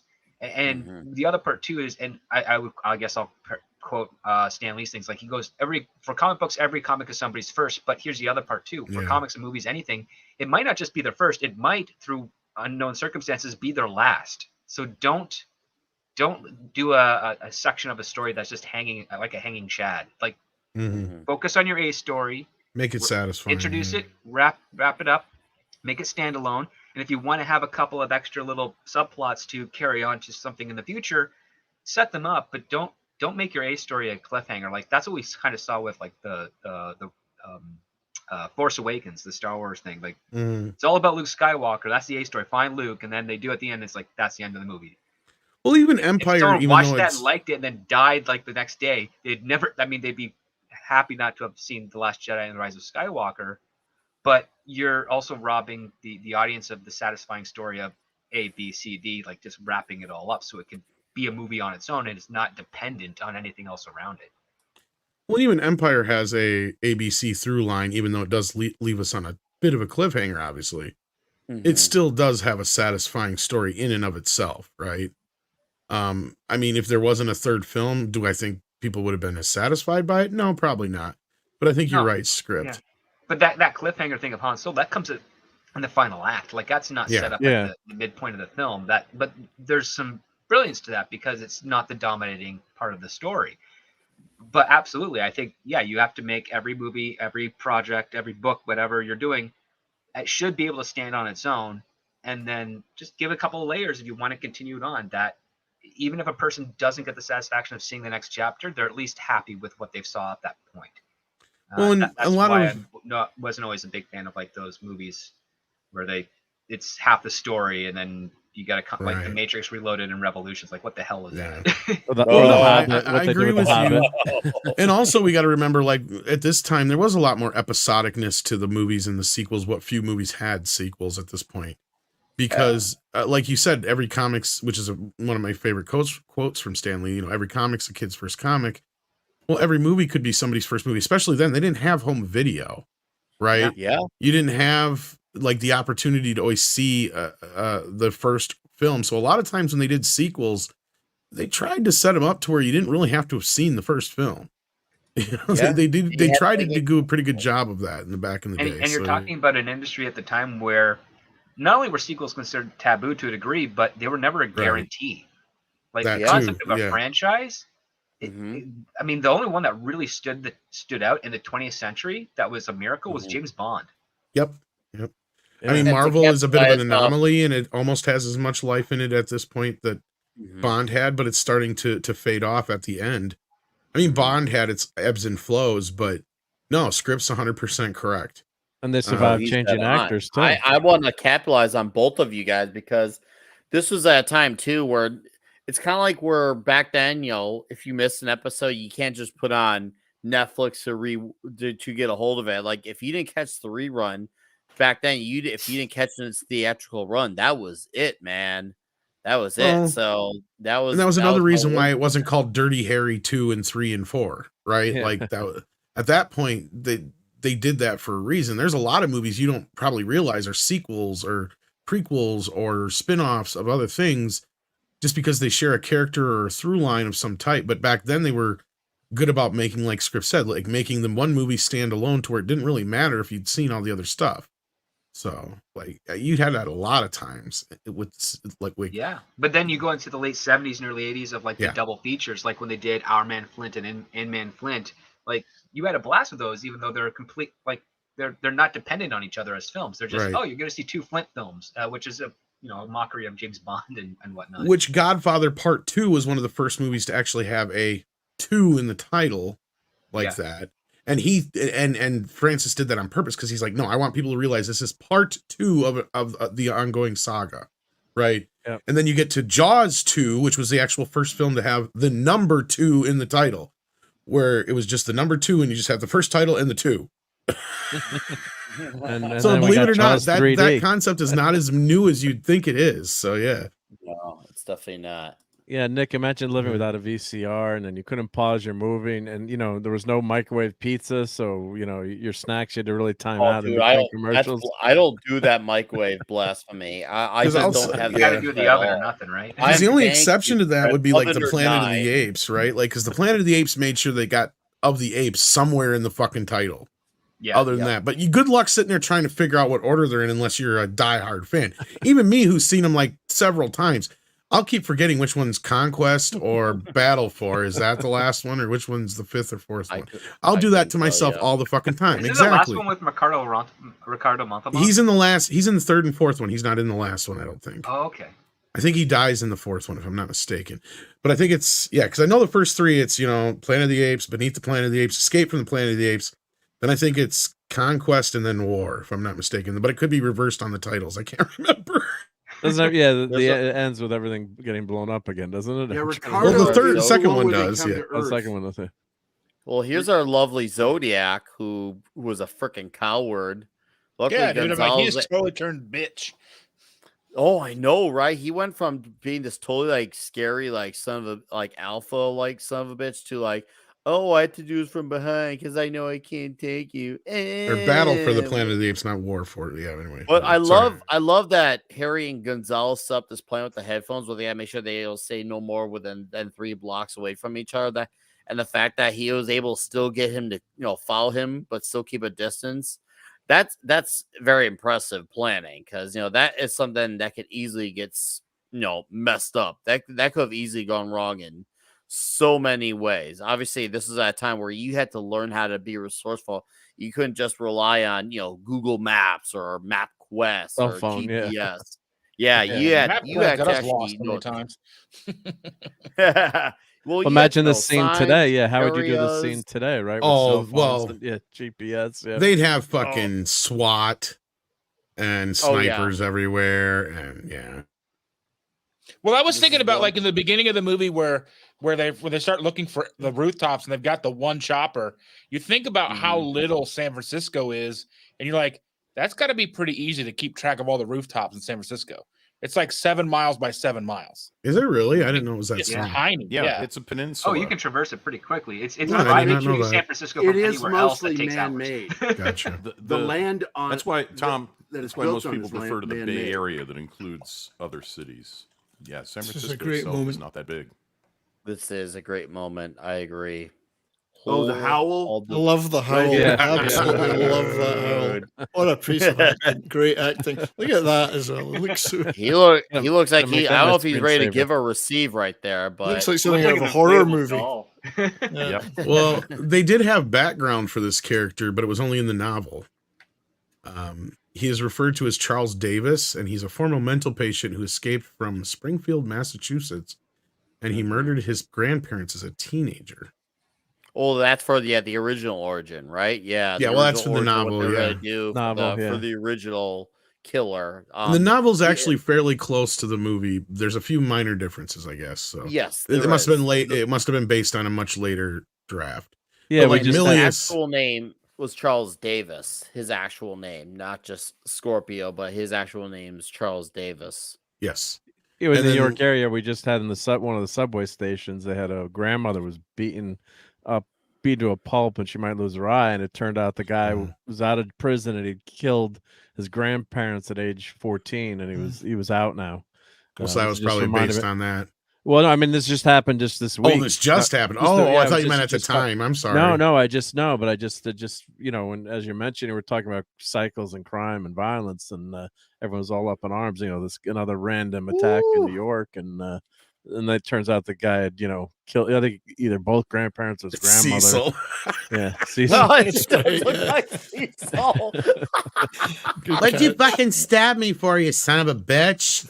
That's a creepy Oh, shot. Ow. dude, now I cannot see it. I mean, It's funny Cecil's 'cause lost as a lot I of was- weight in the last year, so You're lucky I'm fucking drunk, or I'd have felt that, you asshole. Shouldn't have pulled the No. knife out. That's a mistake. I'm Yeah, it is a watching mistake, this, yeah. and Keep as it I'm in there. rewatching it, I'm like, something about this looks familiar. It's not Hello. just the fact I've seen this movie. That's what it was. It Yes, looks like- as a combat medic, the rule is never remove an No. impaled object. Especially that high, because Right. you don't know if it hit an artery. That's the other Yeah, thing. That's Could it. be the only Leave it thing in holding until that blood in. you have them Yeah. in surgery. Then it Yeah. gets removed. Well, what's Well, worse is see, he that's falls what- down the hill with that bastard in Yeah, his legs. that's So Lord, in. Lord knows how That- else it got jammed in there. But yeah, sorry. That's what a sane guy does. The Scorpio Killer is not sane. You guys are forget this guy's not playing. Oh yeah, this guy's No, definitely that's not what playing he with a full does. deck. But he's not stupid either. That's the beauty of the character, right? Like Yeah. Yes. he's Well- he's brilliantly insane. It's like Well, for everything you have it together, and there's always a thing or two that you have a screw or three loose on. That's the well, and nature of he's the beast. basically the worst nightmare of all this propaganda at that time, which mirrors a lot of what we're dealing with now, right? So yeah. that was kind of the Oh. point I was getting to earlier. Is this guy's the worst fucking nightmare in the world, but he knows what he can get away with because he knows the rights even better than what Dirty Harry does technically, and that's what gets Yeah. him in trouble in the first place. So Well, I mean, that plays out in when you get into like organized crime right, shows Mhm. and stuff where they all know their rights better than the cops do. Mhm. Yeah. Well, Some funny, of them just they like- just know it at making face laws. value. well, I was They gonna know say the it's laws so well. well, it's because they pay the politicians to put those laws in place. Duh. Yeah.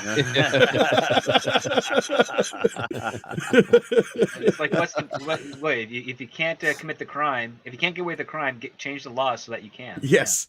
Randall Lorser just nailed it. He's crazy, not stupid. Not And that stupid, is yeah. true. Because Yep. two things can be true.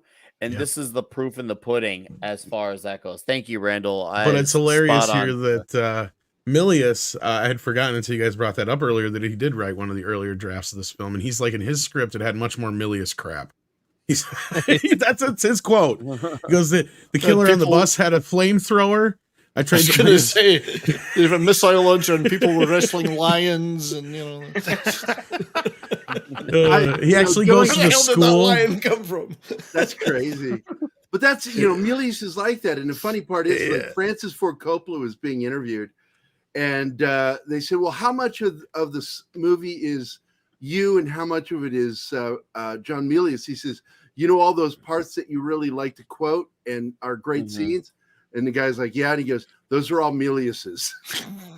But obviously they toned down a lot of the Because yeah, there's another thing here they talk about where the bad guy had Claymore mines and shit. Like it just went nuts. It sounds like here. And Billy says he wanted a 747. Oh my God. What impact, guys, do you think this movie would have had? We'll start. I'll do a quick roundup. Mark, what quick round do you think this would have had this movie been a TV movie? Because this was originally supposed to be a TV movie. I'm not sure if you knew that, but this is me informing you. Yeah, Mark, I mean, what do you think? I don't think it would have had the impact. I mean, there have been a few TV movies that have really, that became famous or quote unquote. I'm thinking of Halloween now with what was the movie where the Dead Man Walking? This is Avatar. I'm drawing a blank now. Oh, the doll that's in the oven. And what was the other? And they remade one of the. I'm forgetting the names of movies now, but Don't Be Afraid of the Dark was another TV movie. I got to tell got you, remade. as good as that was, the remake actually was better. Yeah, it's probably better, but as a 7-year-old kid seeing that and not being able to it sleep scared for a the week. shit out of me. Yeah, because that was a TV movie. I don't think it would have had the same impact as a TV movie. I mean, TV movies were most a of them big deal back. forgotten. I mean, it could have been a big deal, like you had Movie of the Week and everyone would watch it if you had Clint. But see, like you wouldn't have a movie star. I don't think it would have had the TV visceral movie impact. No, it Well, wouldn't have the impact. They would have cut it back. It wouldn't have had the lasting power if it had been made for TV. It would have been forgotten. Well, and I have some proof to that. There's some proof to that because they actually tried to make both Shaft and what you call it with Buford Pusser story is Walking Tall. Walking Tall. Both of them had TV shows with the actual cast from the movies, and they didn't work. Why? Because they couldn't get as violent and true to the character on 70s television at that time. Oh yeah. So I think if they would have done a Dirty Harry series after the movie came out, fucker would have went for probably 9-10 years with Robert Mitchum. But I think this would basically have been Duel, Steven Spielberg's first movie, Duel, if it had been done on television. Because they wouldn't have been able to show any explicit. It was violence. made for TV first. It was released on TV. Yeah, it was. Yeah, Duel was released for TV. What Dirty Harry was, in this case, it was kind of like what they did with Columbo. But the thing is, a more violent version because Columbo was a made-for-TV film. Yep. Yeah. And ended up kicking off a series that almost spanned 20 years intermittently. Right. Yeah. But you guys are the only people I've ever met that actually know what Duel was. I saw it. I love Duel. I love that movie. Love it. Yeah. And the reason And I was it kidding. has It wouldn't have power, made a show on TV. That was my two joke, by the way. things Just gave wanna be that clear. staying power, though. One, who directed it? Because it was a Spielberg film, it did eventually get a theatrical release, which I saw it again when I was in Europe in '77. But the fact is that Spielberg directed it, and it did get a theatrical release. It had better staying power, and that's why people remember it now. Is those two fucking reasons, and that's it. Yeah, like Lethal Weapon, a great movie, but I also love the TV series. Was really surprising. Who remembers watching Heat, the made-for-TV one? Nope. I didn't see it until after the other one. Same here. I'm like, there was a made-for-TV movie? Well, there isn't very many movies turned into shows that were based on R-rated properties that ever spawned successful television shows. There's only two exceptions that I can think of in my mind, and I'm sure there's a couple more out there, and the audience will get it for us. But the two that I can think of offhand are MASH and Highlander. That's it. That were actually technically successful TV shows based on R-rated properties that translated well from the screen to screen. Was Stargate R-rated, though? I think that was PG-13. Oh, R-rated. Yeah, someone said yeah, I'm saying Stargate. R-rated, yeah. And then Eric Lindbergh says HEAT, the period. No. How about Alienation? Michael Mann's. Was that R-rated originally? Yeah, it was. Okay, so throw that one in the mix, but that was a little short-lived, but it was very popular. I think that one got canceled more so because of the cost, though, than not having an audience, if I remember Just right. to mention what's going on in Dirty Harry here, I remember the first time I watched this thinking, my God, these solved this a bit quickly. This is a bit short. Yeah. It's over. It's a short It's over. yeah. Right. It's got the bad guy already. Like, that's a bit quick. No, you knew something there else goes was the coming. movie. Not realizing, Not realizing. You know what? That gives me a quick segue. I think once he again. should have We gotta killed do our him. Patriarchy punch, and yes, he should have killed his ass. he regrets not killing And him. Eric Winberg with a direct donation of $2. Thank you for your $2. And then we got Christian Delorme for a Canadian $2. Says, "Hey Nick, how's it going, Christian? How are you doing? Nice to see you here, sir." And Gwem said maybe you could do a Toxic Avenger on Toxic Tuesday. I knew I needed to highlight that comment. That's gotta be like for show 100, right? Yeah. That is going to be something huge. We'll just say something huge. I can't say what, but something huge. You guys will know because I'll let you guys know. But for the chat, just stay tuned for things because that between 91 through 100, it needs to be like, colossal. Back to back to back to back to back to back to Hey, back. I think that when you say things, be prepared for things, you need to add and stuff. And stuff. And stuff. Things and stuff.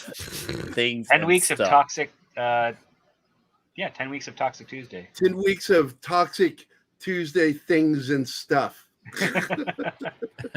Oh, yes, we will, Soul Assassin. Trust me, we'll get spicy on 69. We will. Dinner for two.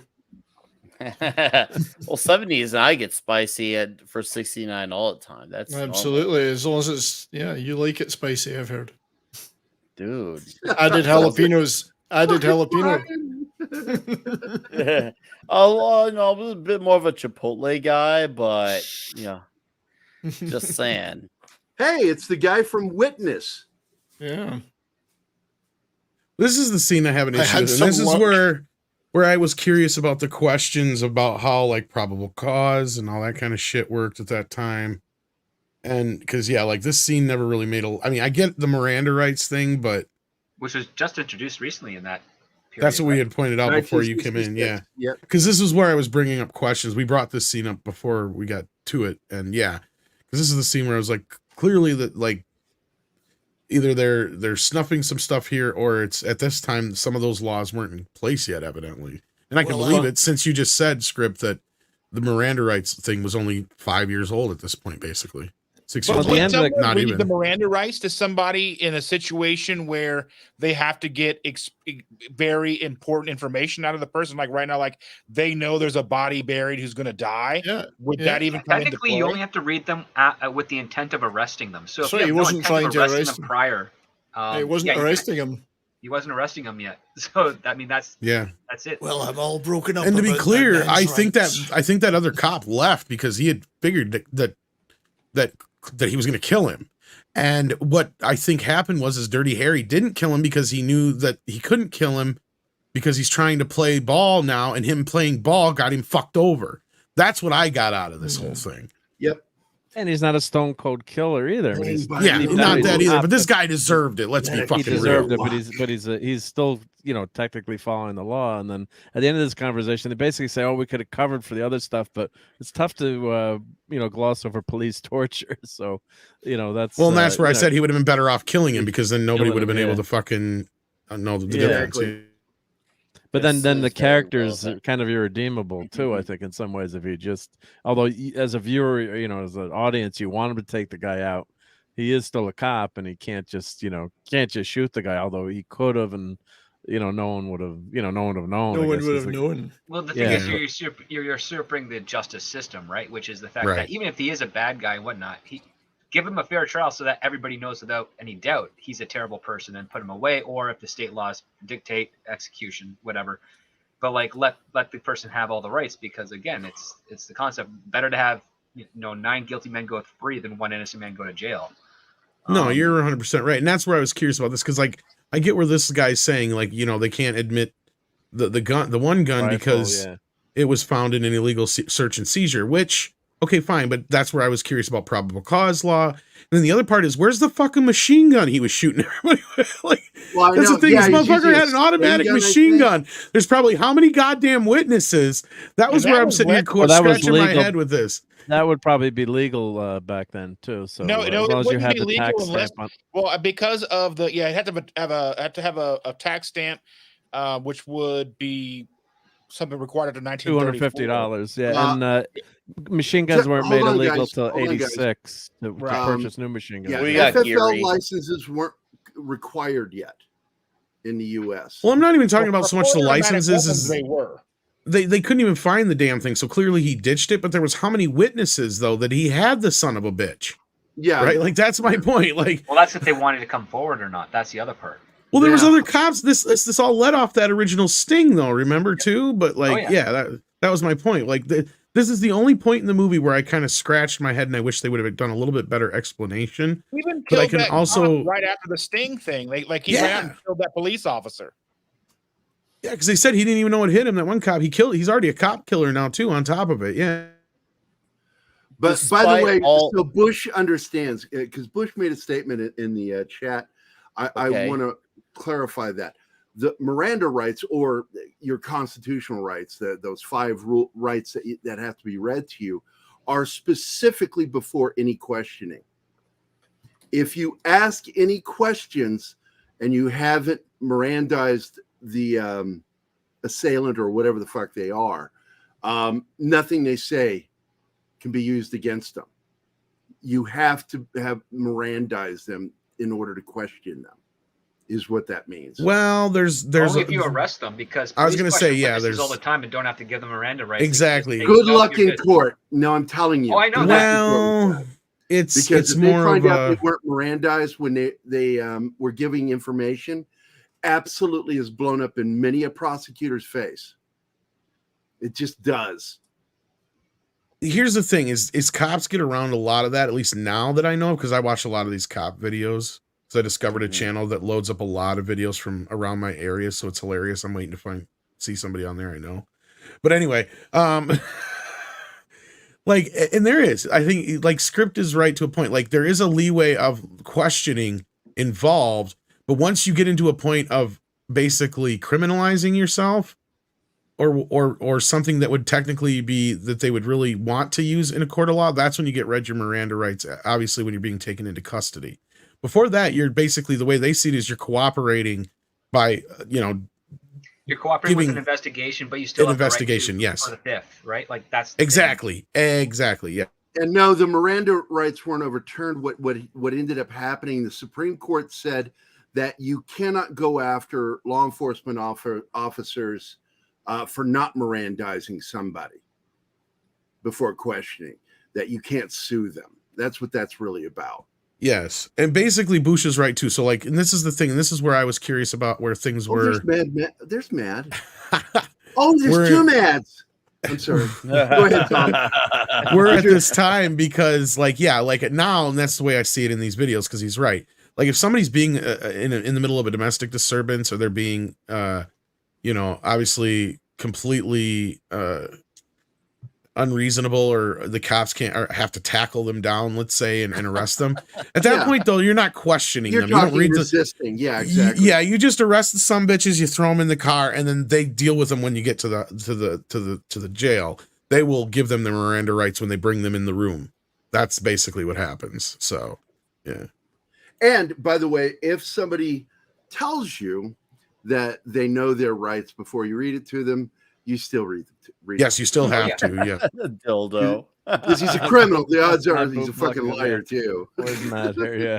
Sorry.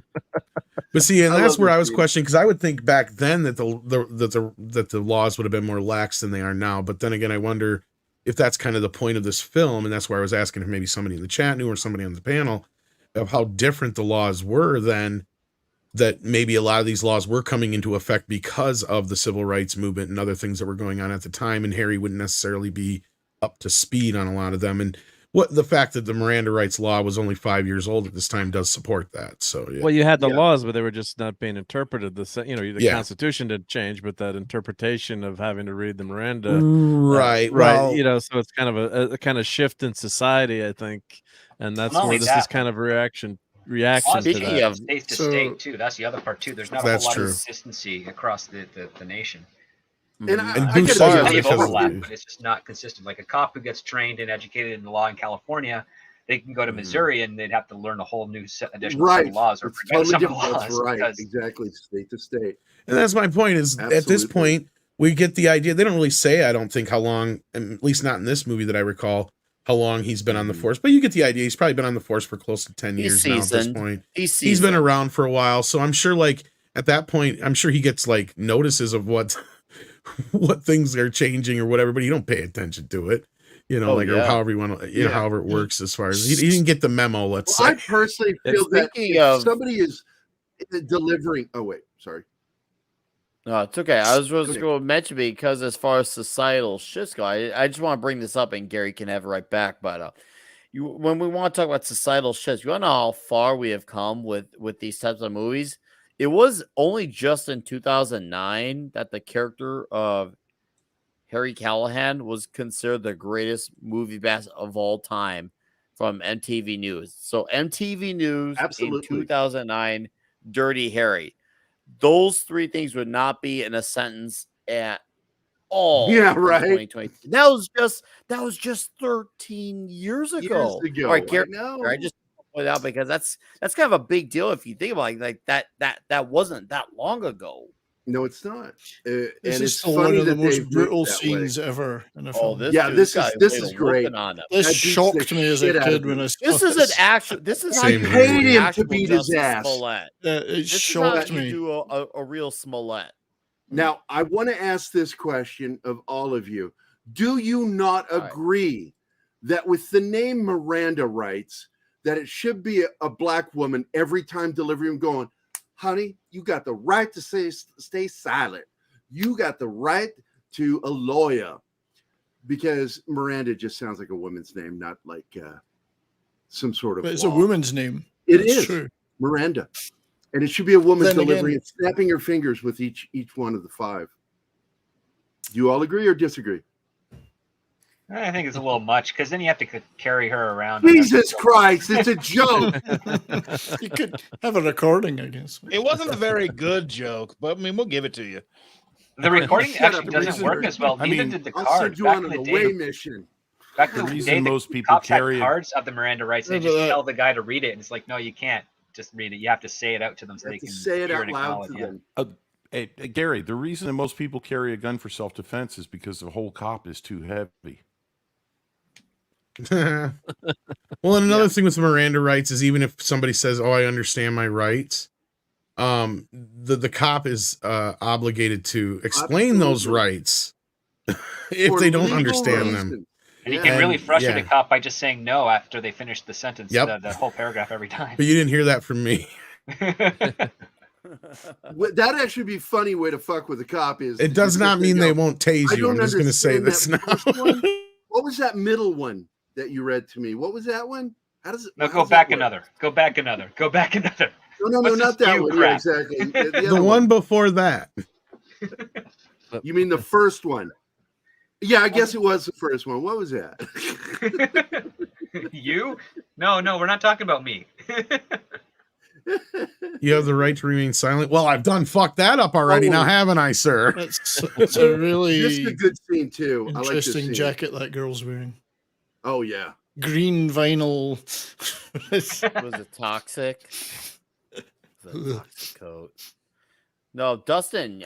You brought up about the San Francisco, and yeah, that's Yeah, something I like didn't you know, mean as to they were, bring he's up. following that guy around. He was following around the Scorpio around or whatever, and you see like all these like adult clubs and all that stuff going on. Like all that's gone. Like nowadays, you can't even go to Walmart at midnight. Hmm. There's like nothing Yeah. left. Well, now there's poo on the floor everywhere. Well, I mean, not here. I mean, I'm not experiencing that personally. I but- know, but I'm talking about San Francisco setting because back then there was actual crime and there were strip clubs. Now there's poo everywhere. Oh, you like got the it's a poo shit show. on me. It's a shit show. I mean, Yeah. literally. I mean, because when I was in San Francisco, like 2006, it was cool, but like, I mean, it wasn't like this, but it was Oh, no, it fairly wasn't, yeah. clean. But I mean, we went to like this club and we went down this alley, and I remember there was this homeless lady digging in a dumpster, and that was the first time I'd ever really seen something like that, like really, like just out there. You know what I mean? I mean, I'm live in Indianapolis. There's nothing like that. Yeah, going on well, here. finding a homeless lady in San Francisco circa 2006 was like finding a deer in San Francisco in 2006. It was pretty rare, but it just escalated after the years after You that. can't not find a homeless person in San You Francisco. can't find a person who has a home in San Francisco if there's That's on the right. street. Yeah.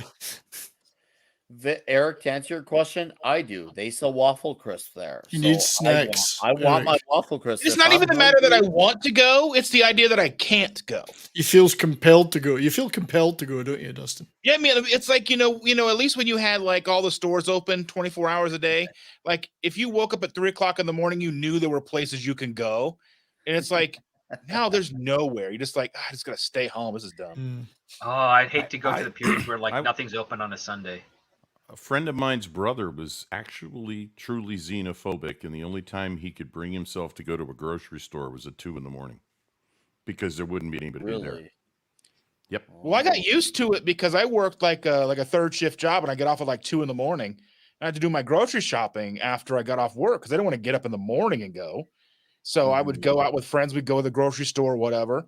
And if I was working a job like that now, I wouldn't be able to go to the grocery store. And I don't want to order my groceries. I like go to the store.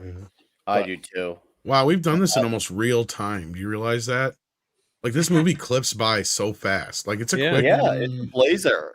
It's a blazer. Doesn't waste any time. No, it's only like 102 I minutes like or whatever it is, and yeah. Well, nowadays, if we had Dirty Harry, let's just say like we did get a Dirty Harry and it was actually authentic and it was good, I still believe we would have had the spinoff for Scorpio, Scorpio's grandma. And the prequel. We need the prequel. That you'd Prequel, have yeah, the yeah. prequel for Scorpio's stepson, like what You'd have bottles he was using. the teenage Dirty Harry. that kind of thing. Yeah. Oh yeah, Young Dirty Harry. Is that something that we would say that's wrong with Hollywood, or something wrong with the people who go and watch this stuff? both. And then they'd Both. send someone And back here's in why. time and replace Dirty Harry with Harriet. They would have a Dirty Chico Harriet. spin-off where he goes to Mexico called Chico Mexico. No, to answer your question, Dustin, it's a both. And the reason why, first and foremost, it's Hollywood because they incentivize laziness to want to expand their minds and just do something else or create. It just incentivizes them to just repeat these things. And yeah, every now and then there could be a prequel story that could be interesting. There obviously there's always exceptions to the rule. But not everything under the sun needs it, which is obviously something the script and I mentioned earlier about with backstory. But nowadays they don't see it that way. Now, as far as the audiences, where they are complicit, well, the audience gives them the time, money, and viewing to constantly see these things. And when you keep giving it to them, regardless of how you feel, they keep making them. So It is a dangerous balance because creativity is scary in Hollywood. It's very, very of risky course. because you don't know what's going to happen. When you've already had someone else take the risk, you're like, oh, it's a franchise, it's an IP, we can do a sequel or follow up to that or an adjacent story or what have you. It's like it's less risky because an audience has already been proven. And when you take a look at all the other movies that have come out, and there's lots of them, most of them you haven't heard of, and because of that, they either don't get any continuations or we just end up relying on the big studio stuff that's been pushed, and we figure, oh, that must be all of Hollywood. And unfortunately, it's not. It's really like this 20%, I would say. And the other 80% you never hear of because they don't have the financial backing or distribution networks of the bigger studios. Thank you. No, and the sad part is that you're right, and it's Hollywood's response to all this stuff. It's when they see a trend, they don't think, okay, what can I do to top that? What can we lead the way with? Instead, it's what can we do to imitate that? Or if not, if we can't imitate, not only do we got to imitate, we got to sprint to get to whatever. Like obviously, the best example we could talk about is the initial rise of the MCU. Every company wanted to do a cinematic universe, but they didn't want to put in the heavy lifting and make it done. They didn't want to, actually develop their characters. They all wanted to speed rush because they saw how far ahead Marvel was by the time early mid phase 2. They're like, oh, we can't wait that long because to them, a few years is too long in Hollywood time. But now you see what happens when you don't take your time with these things. Like it They backfires. had to speed rush because Christopher Nolan didn't want to expand his Batman universe to include other characters. He would have beaten them by 3 years. Warner Brothers would have beaten them by 3 years. He could have. And to see that at that point, that would have not been speed rushing because they would have at least had some characters to introduce and got something underway. And then they could have slowly unraveling done more. They had the moment right then and there, but obviously Nolan didn't. They also had it want a second time with Superman Returns, but unfortunately they made poor story decisions. Oh God, what a Yes. horrible movie. Oh, and Horrible that story. sucks Good because casting, but horrible movie. I didn't mind the idea of Ralph being that. Not that we'll go down that route, but maybe that would be for a comic book show. We'll see. But it's real tragic what could have been with those movies. But anyways, dude, I wanted to. I was gonna say a word, but now I just remember my channel's monetized. Let's just say I really, really was not a fan of Scorpio.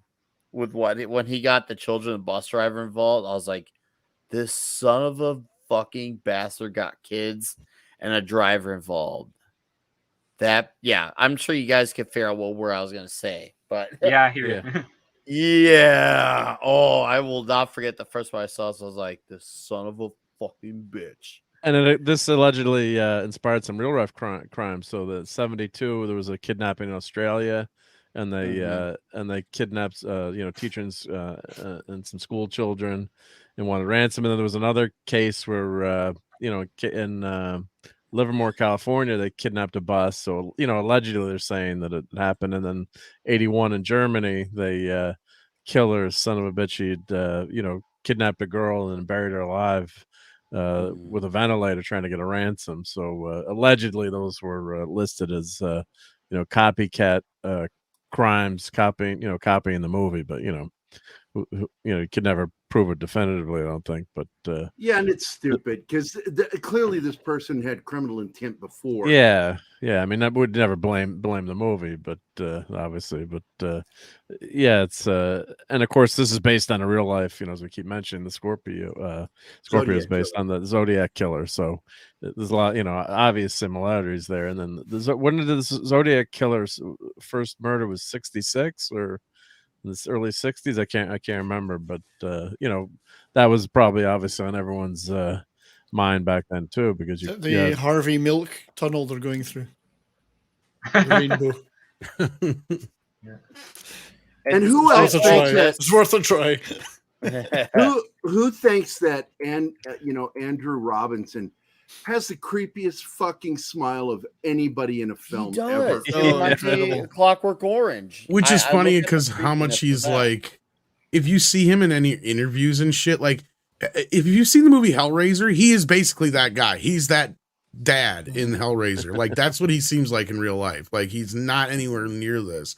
Like he was really actually had a lot of he was good at apprehension Hellraiser. About taking this role because he wasn't sure if he was going to be able to handle it. Yeah. He had issues when it came to learning how to use the guns because he was all like he gets very paranoid about that stuff. Yeah, I was like, what? Because he nails, and that's once again what shows you when you have actors be actors. They translate their mind into being someone that they are not and become that character. And the fact that this guy actually has issues with working with guns, but yet you see him portray a stone cold killer like he's a master with it. That is freaking acting right there, my dudes. That is acting. And that's why the movie works too, because he's they were looking for like they said look more of an innocent face, but then he can twist it with that smile and look especially creepy. And you always wonder too, whenever you see a lineup or you see the guy's been a criminal, the person always looks creepy or evil, but you wonder if you saw that picture before, if you didn't know what they had done. It's like it's headed to San Quentin. San Quentin. Well, that's what I was saying at the beginning was like, he was against type. He was basically the epitome of the middle America, all American white boy kind of thing. Yeah. But anyway, you were saying, sorry, Nick. Murphy had been. No, you're good because this is the perfect time because this legendary scene. Oh, that shot is so this awesome. Is what probably one of the air modes in the movie, and this was apparently, and I go back to that shot. Well, this is the Western train scene, right? All Eastwood. This was all Eastwood jumping on there. That's what they claimed. Oh, I believe it. But this is basically the same thing you see in a Western when the bad guys hijacked a train and the sheriff jumps off the bridge to jump onto the train, right? Like that's all it really is. Yeah, but it's so well done. That could go horribly wrong. So is that why the bus has the luggage rack? Yes, because most of the buses don't have luggage racks. I'm assuming so. Yeah. You got to have that there, but like still, even then, like with a moving vehicle, like Like and especially he's the actor, the main lead of the movie. Like if he were to have gotten hurt, we all know what happened with Harrison Ford. Like that holds back production, meeting the release date time, all that stuff. You saying he did that I stunt just, himself, or he I did think that's all what we he were did all his implying, work right? in Well, this that's movie. also why you should save those scenes till the end of the film. Yes, It's probably I why agree. they did. Exactly. You would think that, but I guess maybe they wanted to do the most craziest stunts, and And that's that's still a why far Harrison drop. Ford continues to get hurt. Yeah. That is a drop. Look at no, go back to that shot, Mark. Let's see. Yeah, but Let's get a look at that drop. That's a drop. What was that? Well, and I bring up the 25 feet ish. yeah. Well, I brought The up the school bus Western not even aspect there. Closer to 10. because watch the film from here on out. It is just that. It's a Western from here on Oh out. yeah, absolutely. Damn. So cool to see. Yeah, he did that all Clint? his own work for the I movie. think so. I don't think it's him on top of the bus though when it's riding though. No, Really? I don't It's think him. it is. But I Is don't it? think it is either. I don't Unless think it they're is. lying, which they could be. I mean, I think he did the Explain that jump, who's but I all don't that. think that's him during the driving part. Do you guys know if there's a Because they can director's make it look commentary like the for this car's movie? moving and not moving. I don't Because know the or not, if there is or not. I've got to look. I'd have to look at my discs. See if Yeah, I mean, there's I a have the commentary. box set. or Well, whatever, but okay. yeah. Because usually they would that's tell his you face. about it. That's his Yeah. face. You see him right there. Yeah. Because all right, There, when yeah. yeah, that's him. That's clearly him. But I It's think not- there's that's one some from guy the who looks front that like I him. swear when I was watching it that didn't look like him. The thing is, Siegel died in 1991, so Yeah. I'm not sure there would be a director's commentary. I mean, yeah, maybe if If they He had may have done recorded one it for a the Laserdisc back in the day. Exactly. Laserdisc. Maybe, Laserdisc. but yeah. Because I that's where you don't get a lot of know. background info on how they filmed. Yeah, that's not Clint there. see, that's the one I was going to say. Yeah, that's Yeah, I that's wasn't not sure that was Clint. Clint. You I can wish tell that it's shot not. could be cleared up more. Because That's not Clint, yeah. You can tell just by the shape of his face and shit that it's not him, though. Yeah, but it's not a bad stunt double.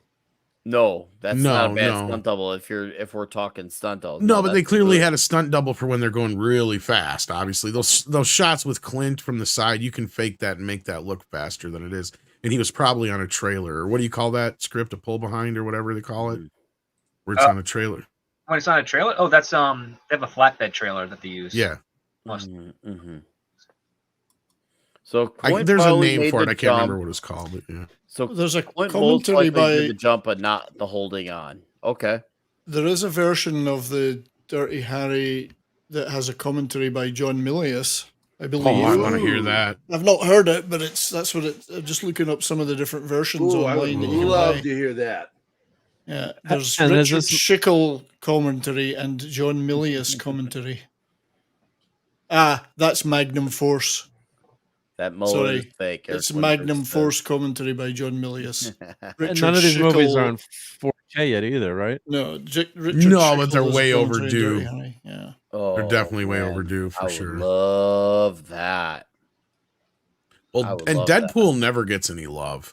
Like that That was one the hardly one I ever. have I seen. like that one. I The kind of Deadpool, like that has a romantic interest for Callahan, doesn't it? Yeah, it does. Yeah. Yes. Yeah, that was And, the only is one I've ever Liam seen. Neeson in that one? Liam Yep. Neeson, an early Neeson. Jim Carrey Yeah, Jim Carrey. Yeah. Early Neeson. and Guns N' Roses. He did not yet have a particular set of skills. He only Yeah, had a right. few skills. Talk about an action career later in your acting Yeah, career. didn't see right? that coming. Yeah, Yeah. They're still doing them, right? Yeah. yeah. It's all the same And movie, then- though. It is Yeah. the same movie. Yeah. That's still good, though. Yeah. And Hey, that you man's- talked about when we were talking about who could play Dirty Harry. You were talking about, I think, Nick, it was your point. You know, he's got to be able to project a California, San Francisco vibe. So in New York, somebody who would fit in a role in New York City would work here. Isn't this the first time in the movie we've seen him run? I mean, Yeah. move faster than Hold an on, I'm trying animal? to think here. Let me think. He here. chased him through the stadium, but he didn't like. yeah. It didn't run. He didn't let take the a gun- full on sprint until the very I was gonna last say, tunnel. He Right. let the gun do the That work in the stadium stadium. scene? Right. No. Hold on. He ran earlier in the movie because remember when he had to run because Scorpion wanted him to run across the city. Yeah. Well, that he's too. running. Yeah, Oh, that's He true. did Yeah, that run too, yeah. earlier. Yeah, but that was under Yeah. duress. Cool. It's a run. He didn't volunteer to run. run until the end here. He snarled the whole time. Yes, he did. I was very unhappy about it. Well, that stadium scene was one of those ones where I was sitting there watching it. Like, this reminds me of like Friday the 13th. It's like never the good guy stalking the bad guy. It's always like some undead guy kind of chasing after a co-ed. Well, when you stop and think about it, dude, Michael Myers clearly was inspired by Dirty Harry. Probably. Possibly. They have the same You know map. what? This scene isn't realistic today because this place would have been shut down for environmental reasons by Newsom Yeah. straight away. And OSHA, yep, safety regs.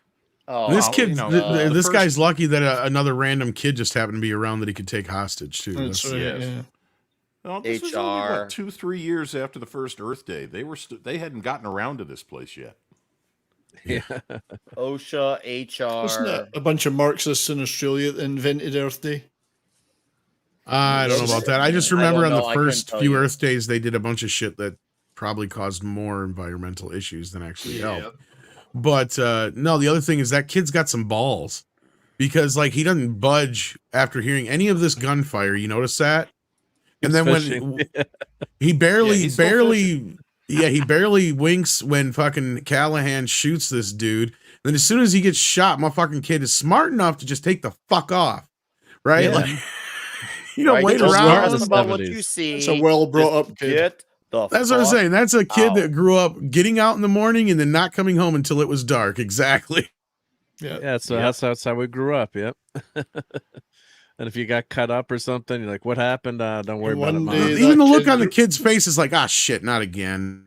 That kid will grow up to be a serial Hi, killer. Detective normal Callahan. How Wednesday. you doing? Yeah, this is a normal Wednesday for the kid. He's used to Zodiac type of killers by now. It's the first movie. This Wow, may have been $79. Yeah. this Holy may have been shit. one of That the was very typical. first VHS rentals I ever rented. I rented about 4 Clint Eastwood films first time I got a VHS player. This is probably one of them. Yeah, I That's think this cool. and Magnum Force Yeah, were two very early VHSs for Warner Brothers. Yeah. indeed. Now, A lot of before- Clint stuff. Before Toxic Tuesday, it was Kidnap Wednesday. Because I actually used to have the green clamshell cased Magnum Force VHS, which I believe was the first release of it. Mm. Mhm. In those old big fat clamshells they used to have. Mm. Yeah. Yeah, movies were just so damn expensive. That's why. With That's the why I old had the rest of the worm. rentals. Yeah. Well, for the With first the old 10 Warner years, Brothers yeah. worm. Yeah. Be kind, rewind when you brought it back. Yep. Oh yeah, be kind. The That kid's just I like, have ah, shit. That kid's going to grow up to be a serial killer one day because of this. Or a It's cop. Liam Well, as long Neeson. It's Liam Liam Neeson. Neeson. It's like, as long as he's killing me with Cookie Crisp, I might let it pass a little because That's I like not an the- easy shot. Look, that's a I like long the blood shot there. spurt. I too, don't even know man. how the fuck he took that shot. That kid's no, head was crazy still shot. really close. Yeah. They make it in movies look so easy to shoot a handgun accurately from that Oh my distance. god, that's It's a tough not. shot. It's not easy, no. No, But then that again, kid it's would have been about the toast if it had equivalent- been me. You have a 75% Literally, that's about- chance of hitting that kid. You have a greater That's- chance of hitting that's- the kid than the guy. Yeah, absolutely. He just It's took about off. the Yeah. equivalent of the Harry. first shot in the film that was over what 500 or 600 yards into that pool. I mean, that's That's like just, 1,000 your yards. assumption is these guys know everything there is to know about the firearm they have. There are Yeah. people who are that Mandatory good. I've training. seen Jerry Michalek. Stevens here. Good Jerry to Mitchell see can you. shoot, but like this, like any scene in this movie, most of the shots he's taken have been like 40+ yards. Yeah, He was shooting across the street at the bank robbery. Like Yeah. all the shots he's taken, he needs that long barrel. He ain't doing no snub nose. no, No, and I got to tell you from personal experience, that's an easy shot that he took with the kid there. Easily. Anybody Yeah, but with trained the with kid there, weapons there's a lot would of have gotten it. pressure. Yeah, there's pressure, but you know what has to be done. And we were just talking about this on Monday with a shot that was taken on SEAL Team. And absolutely every single guy had the shot. And it was kind of weird that nobody took the shot. You know, Pressure, man. I mean, I don't own a gun, at least not yet at this point in my life, and I've been wanting to learn. I just haven't taken the time, so I couldn't answer. Dustin, I think, and Gary, I mean, to my knowledge, and I think Red Shirt maybe are definitely probably the most knowledgeable. I mean, unless something about Mark in 70s being secret. I don't badasses. own a gun. We'll just leave it at that. I couldn't possibly I say. don't own a gun either. You should never advertise. A gun rack. I don't own a gun, let alone many guns that would necessitate a rack. Well, I know I'm more like you guys are knowledgeable on that stuff. Oh yeah. I mean, I don't own a gun. Just leave it at that. Yes. Okay, kids, what movie is that from? I can't remember what it's from, but I know I've heard Fine, it a you don't million like times. it, blank, then I'll just take it and I'll take it, or take your gift and I'll take it back. Oh, I'm this beginning to clip th- didn't play. There we go. Oh. If you don't start treating me right, you're going to lose me. I already lost you. Get the net. Well, do you, punk? Come Now, on, here's- it's Wayne's World. Come on. Jeez. I don't remember that line in Wayne's World. Oh, it's at the donut shop. Yeah, when she gets him the gun rack, he's like, a gun I rack, want a to gun rack. mention that line. Oh, that rack. Yeah. I remember. I don't have So- a gun, let alone a set of guns that would necessitate a rack. So there's that line in this movie is often misquoted, much the Yep. way that Luke, I am your father is misquoted when it's actually no, I am your father. The actual quote is, do you feel lucky, punk? Or no, sorry, Well, you've got to do ask ya? yourself one question. Do I Punk? feel lucky? Do you, punk? Is the actual line, not Yes. Yeah. I like the 'cause piece it's- belt buckle there. That's funny. And it's the same line he said earlier, but he just does a different take on it. It's more venomous Yeah. this time. Oh, that is very frightening to look at. I'll do ya. Punk. He killed the shit. I actually out like of the him. first take better, like when it happens earlier with the Yeah. other guy than this one. Yeah. Scans Bank better. robber, yeah. And the badge thing too, this was absolutely done for the movie too. The infamous badge, so that was definitely Do they Well, ever Clint address it? Well, No, Clint go ahead. originally didn't want to do that, and then he changed his mind. Is what I read Yes. that he didn't like that. Did they ending. address it in Magnum Force? That was what I was going to ask. Yeah, do they ever address that, or is it just? Well, I would just say on the difference between these two takes, where it's the same line both times, but you look. Yeah. We all talked about the smile. One of the few times that Harry smiles in the movie is when he's basically showing the bank robber that the gun is now unloaded. Whereas here, with his mouth twisted into a snarl like that, this is what I said. This is personal now. He's not letting this guy get away like he did in the stadium. Yeah. This is he knows he's only fired 5. He's saying the same thing, except this time it's different in every respect. So it has two completely different impacts. And also, Red Shirt, that's what I was saying earlier. About the stadium scene is he let him live there on purpose, right? Like that was the whole thing. And you're right. Like that's what I was getting at is here. It's personal. He's not going to let him slide.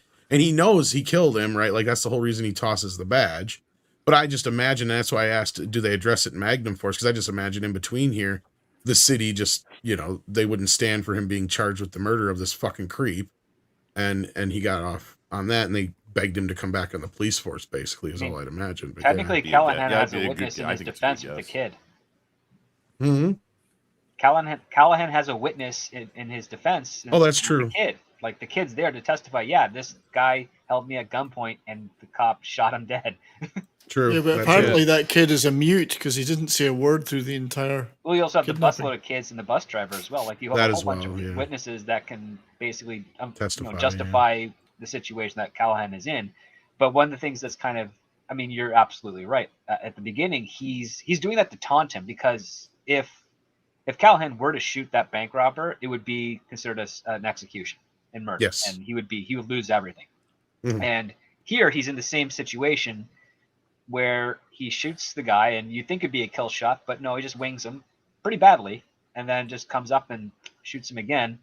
And what's interesting is that recently here in Canada, we had a situation kind of similar to that on a streetcar in Toronto, where a guy shot a volley at a dude with a knife on a streetcar, waited a couple of seconds, and then shot another volley into him, and he was charged with attempted murder. Mhm. Because he didn't need to do that second set of shots because they confirmed that he'd already died in the first volley. But it was up to debate for a while. We're like, well, did he really take him out, or did he try to move, or what have you? We didn't. We only heard the stuff. The footage that's captured on the streetcar camera was spotty at best, and it was a long trial. I think like 2 years, and they finally convicted him of second degree, or attempted murder because he tried to kill him again. And Well, Callahan's in killed a him the similar first situation round, there, where if he Then shot him, a dead person and then was charged with attempted murder. yes. That doesn't make any damn sense. Well, he didn't have to do it. That's the thing, right? Well, I Okay. mean, that goes against like what everything like, as somebody, in the States, there's with Kerry, like the idea is shoot to wound or whatever. And that's the worst advice you can ever give somebody. And people don't want to hear the fact that guns are designed to be lethal for a reason. Yeah. So like the idea that if you are going to pull your weapon to utilize the weapon, it's not to wound. That is Hands correct. down. I mean, if to wound is all you want to do, then there's no reason to pull it in the first place. Well, the thing that's pertinent there, and I have done some reading on this, although because I did carry for a while when I worked in a gun store. You're shooting to stop the threat. Yes. Now, if the person dies as a result of you stopping them from attacking you with a knife or whatever it is, then okay, you stop the threat. That's legal. If you stop the threat and then shoot them, that's bad. Yes. But the other thing that you're talking about there is using less, violence and wounding. That leads to so many legal problems that it boggles the mind.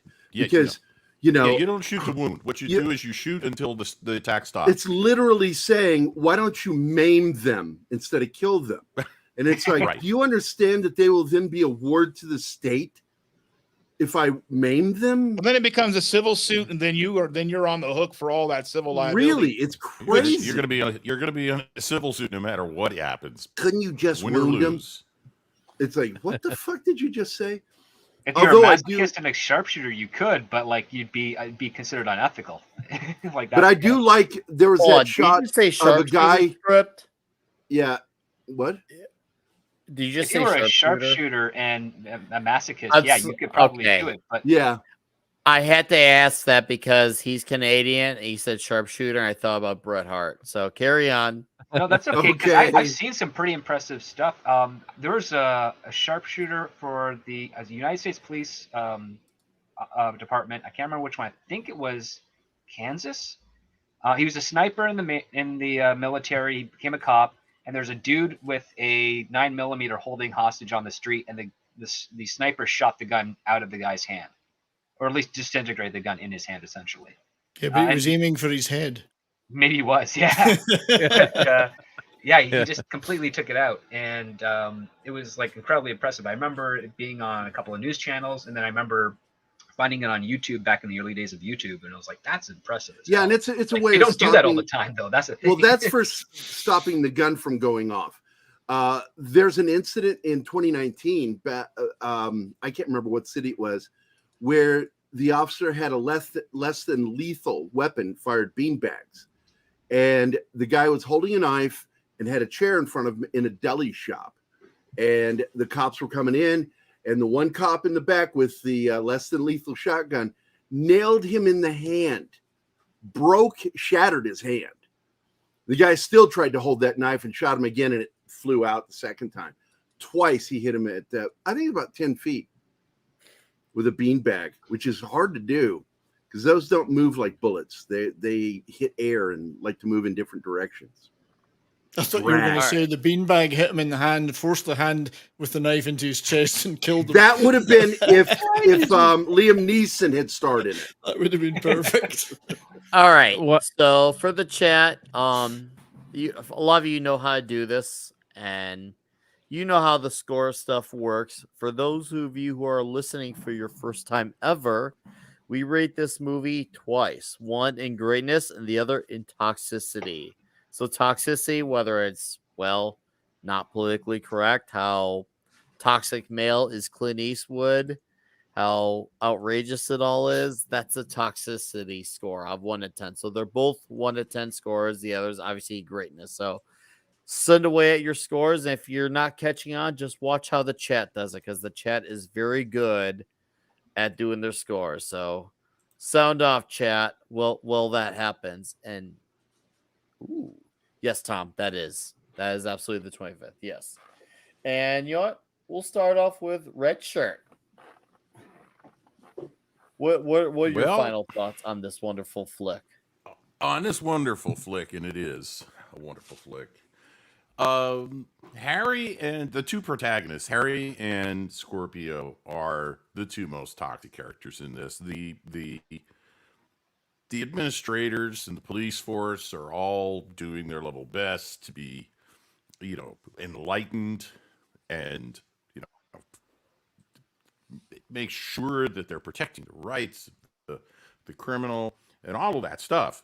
But Harry and Scorpio make up for that. So I'm going to give this an 8.5 on toxicity, because Harry is just a throwback as a cop in this movie to an earlier age. And Scorpio is the creepiest villain I've seen in a long, long time.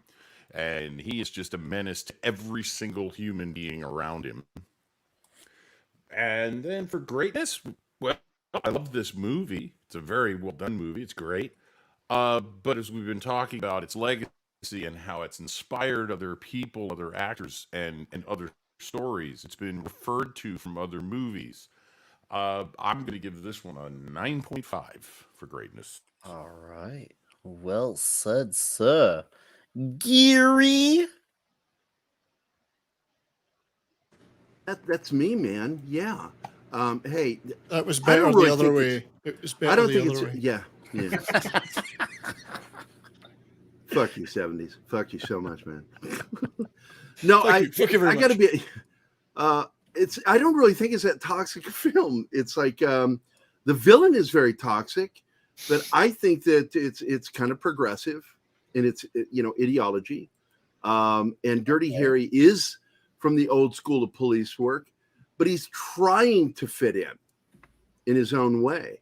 And that's what leads to the problem, and what he eventually takes care of in the end and just kills the guy. I think killing the guy is really the only toxic thing that he does, and I don't think that's toxic. I think it was necessary. So I don't know how to react to that at all. I'd give it a 5 on toxicity. Okay. As far as a film goes, 10. This is a great movie. Written by some great writers, great acting, great direction. First of its kind. All right. Killer. 70s. Ooh, some good points there by Gary. Yeah. So I'm going to do some deep trivia first. This movie is almost directly responsible for the Anaheim Ducks ice hockey team. Because What? Because Joseph Summer, who played the DA Rothko, was also Mr. Gerald Ducksworth in the movie The Mighty Ducks.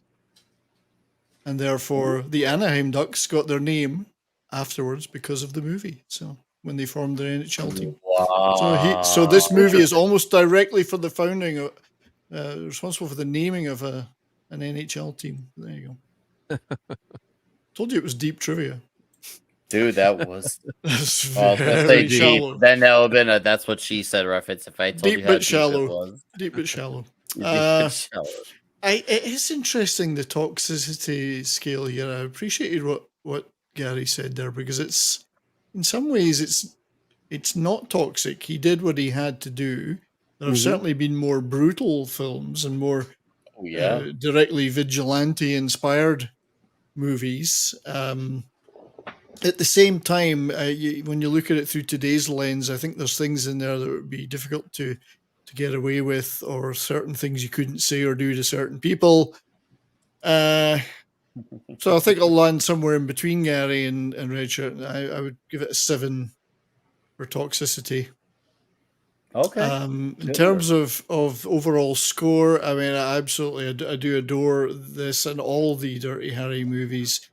As I say, when I was a kid, Clint was the guy everybody wanted to be Yeah. in that era in the school ground. You all wanted to be the man with no name, or you wanted to be Dirty Harry. He was the coolest of cool. Still is to me in many ways. Oh, he still is. No. And he's got so many brilliant films. And the only reason I'm not going to give this a high score is because there are others of his that I would rank slightly above it. So I'll give this a 9 out of 10. That's a fair argument. Seriously, that's a damn fair argument, dude. All right, I want to read a few of these here. Vince Womack, overall 8.3, toxicity 7.5. Rob Altus, toxicity 5, overall 9.7. Gonzalo 8 and 7. Channel Surf, greatness 10, toxicity 10. TZ 9. Joe's Atmosphere, toxicity 8 out of 10. Greatness 11 10. Magnum Forces 12 out of 10. New Bomb Turk, overall 8. Toxicity 10. Boosh 10 out of 10 overall. 10 out of 10. Mad Titties in the window for toxicity. Soul Assassin, toxicity 9 out of 10. Eastwood's Hair 10 out of 10. Greatness 10 out of 10. Kitty Bear Stephen Paul, negative 10. Toxicity 8. 5. Mad Max Mercer, overall 8. Toxicity 5. Randall Lorser, greatness 9.5, toxicity 10. Sentient Dildo, greatness 9 out of 10. Magnums, toxicity 50 out of 69 dildos. Gem and John Cause, 10 out of 10. Deleted Scenes, overall 9.5, toxicity 7.8. And I want to highlight this comment here because Stunt Brat was mentioned how she is, interacted with Eastwood and spoke how awesome he is to be on. Just that's cool to see. Like way back then, that there was someone who had class in Hollywood. So thank you for that comment, Stunt Brat. Oh, you graded my chest there, huh? You son of a bitch. Oh, all right, Tom.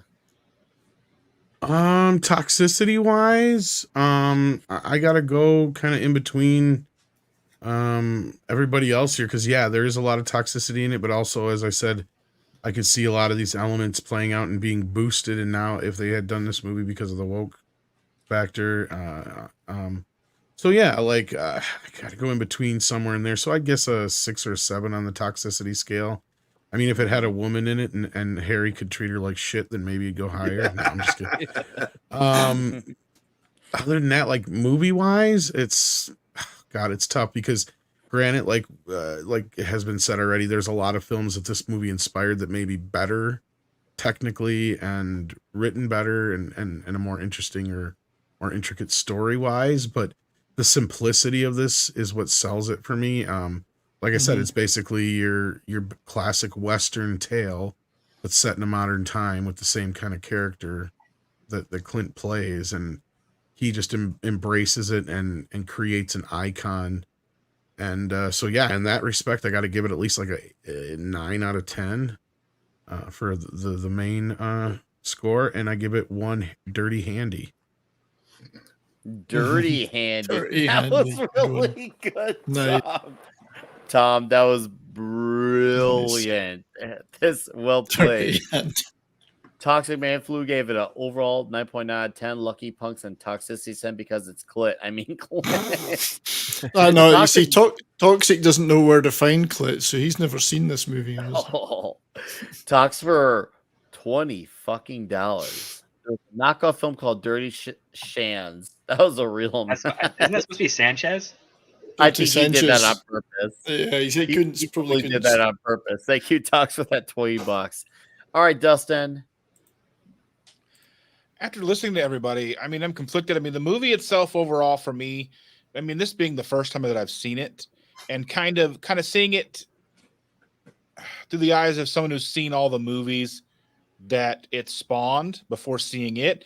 I mean, there was something like what Tom said, there's a simplicity to the movie from the shots to, I mean, even though like when they were kind of coming out of like the stadium after he had caught him, there was like almost like what looked like to be a drone shot as it's pulling out of the stadium.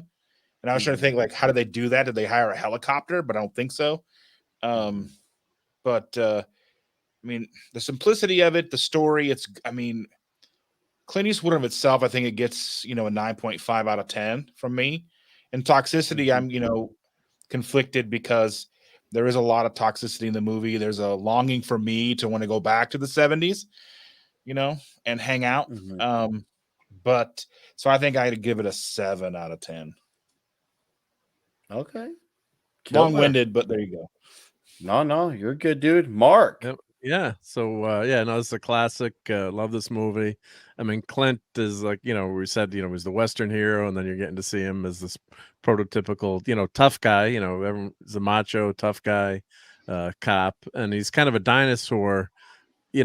Back in the day, probably his methods were okay, but now he's, things have changed. So on the toxicity level, it's almost like he's, I give it around an 8 because he's that tough SOB, but it's really, I mean, it's not being toxic, it's just toxic to that society. And then we look at what's happened today. I mean, my God, to be off the force, but as a viewer, you're rooting for him to, take out that criminal that deserves it, and you kind of want him to maybe bend the rules, even though he shouldn't. And that's why I think he's got a good character arc, because he doesn't kill the killer in the stadium. He lets him live, and then he realizes he messed up all the police procedures. So in the end, he's like, I'm gonna take things in my own hand. I don't care if I'm kicked off the force.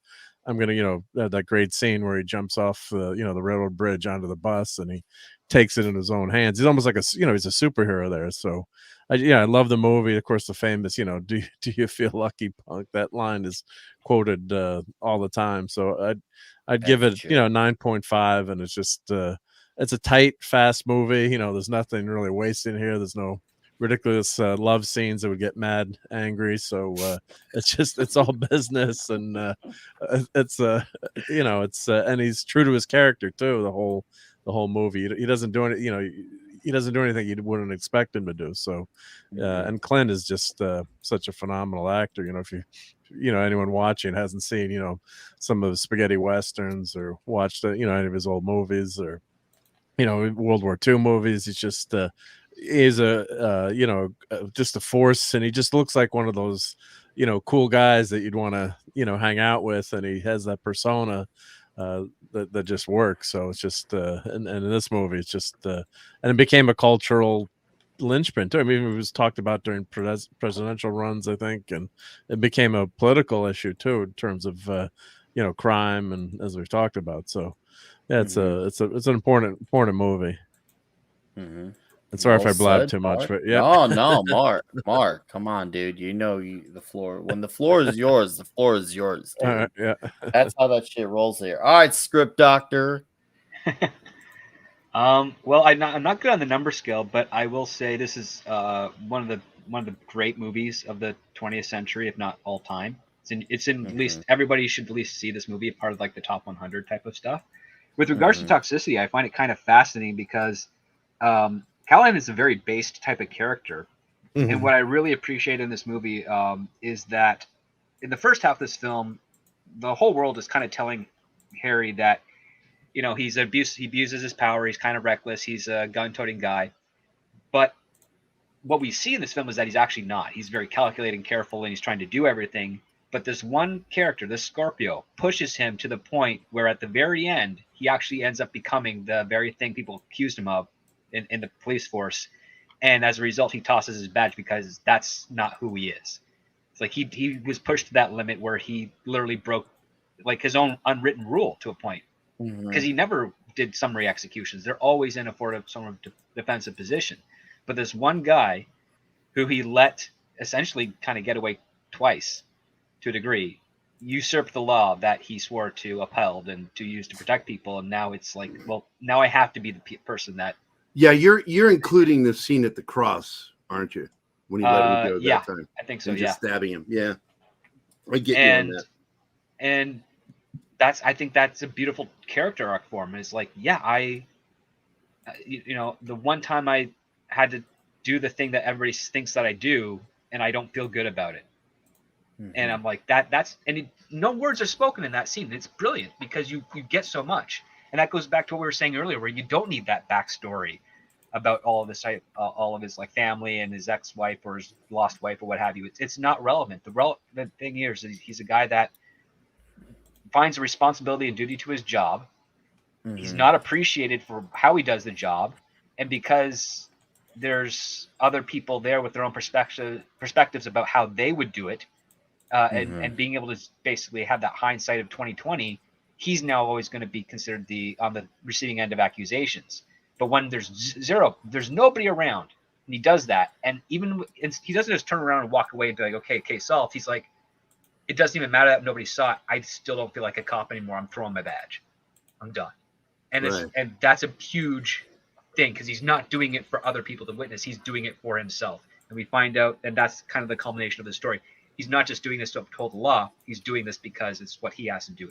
It's for himself. It's his purpose. And I think there's nothing more awesome than that. So it's very much a toxic masculinity film, because it's a little selfless with regards to personal responsibility and actions, and highly recommended. Great film.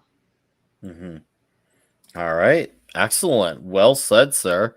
So I want to mention this one last thing, because there's all these things that seem like they could be considered politically relevant nowadays. Eastwood had mentioned before that this movie was never meant to have any political statement. They were just telling the best story that they could, and that a lot of things just happen to have some similarities to what was going on at times, and some influence, but there was never meant to be a full-on political statement. This is a movie first and foremost. And I love that this movie, it's even though it's an hour 40, it doesn't feel like that. It feels more like an hour 25 to me, but it's a breezer, and it has no fat. It's an all killer, next to no filler, and you got obviously a phenomenal 10 out of 10 lead with Clint Eastwood, and you got Andy Robinson as a fantastic villain, and the dude is absolutely memorable. Like, he's chilling, and he's got the perfect balance of having the scary, sadistic look, and then having the look of, well, the innocent child per se. And but obviously more brutal things have come out since then, but at the time, this is definitely considered a far more brutal flick. And the music it's chilling, it's eerie, and it's adrenaline pumping. And the music really brings you in the element of the movie. I love is because for me, watch this movie, it requires a high volume because it really brings me into the world. And even though San Francisco is made to be believably dark in the setting of this movie, even though if you actually look at it, it's a really nice, beautiful looking city, but this movie really made you feel like, oh man, San Francisco's got some edge here. So I actually feel like it is a toxic flick, just off of Dirty Harry's personality. I mean, it's naturally who he is, but the dude just so fucking badass. He's just freaking, he was the prototype for what became a future action heroes to come, and everyone owes a little nod or three to the man himself, Clint Eastwood. Thank you for what you've done, Clint, with this movie. You revolutionized a whole genre and then some with this body of work. So Dirty Harry gets a 9.7 out of 10 for me. Toxicity, I'm going to go with a 7.5 out of 10 on this one. And that, chat, is Dirty Harry, and I've got a direct dono. And before I get to that direct dono, 70s laid out your comment. Yeah, we were ignoring the proper scoring for this. I was actually going to give it either a 5 out of 6 or a 6 out of 6, but because of all this excitement, I forgot which one. Oh man, you all right? One less.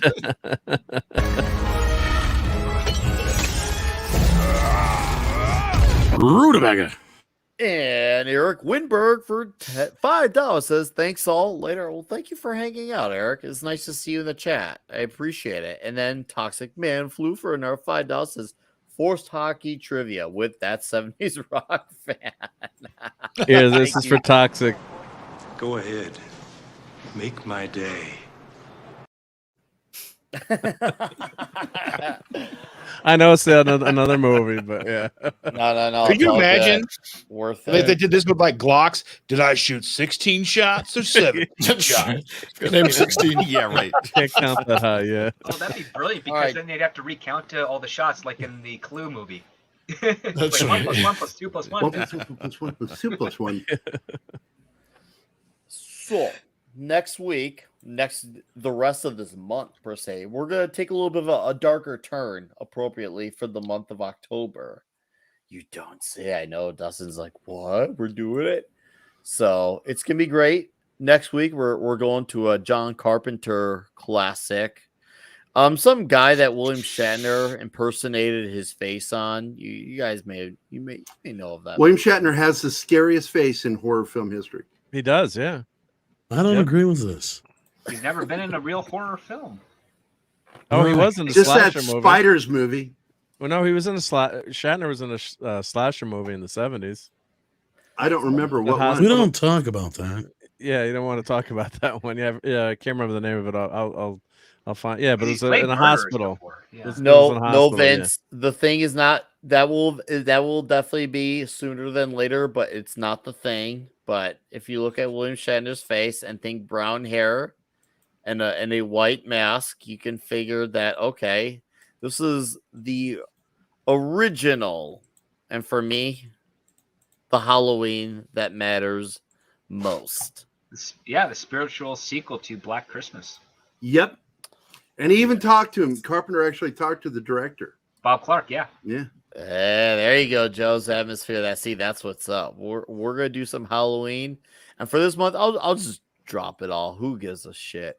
We also have They Live, and we're also gonna do The Crow at the end of the month as well. So it's gonna be D-Bud says Halloween 3. I see what you're trying to do. I there. tried to He's talk in him the into door. that. But That was the one first day. one I ever no, watched. the other one I brought up was The Fog, but yeah. The Fog is great. I know, right? The good Did Fog, you not see- the recent one? Yeah, Script. Did you see, real quick, sorry.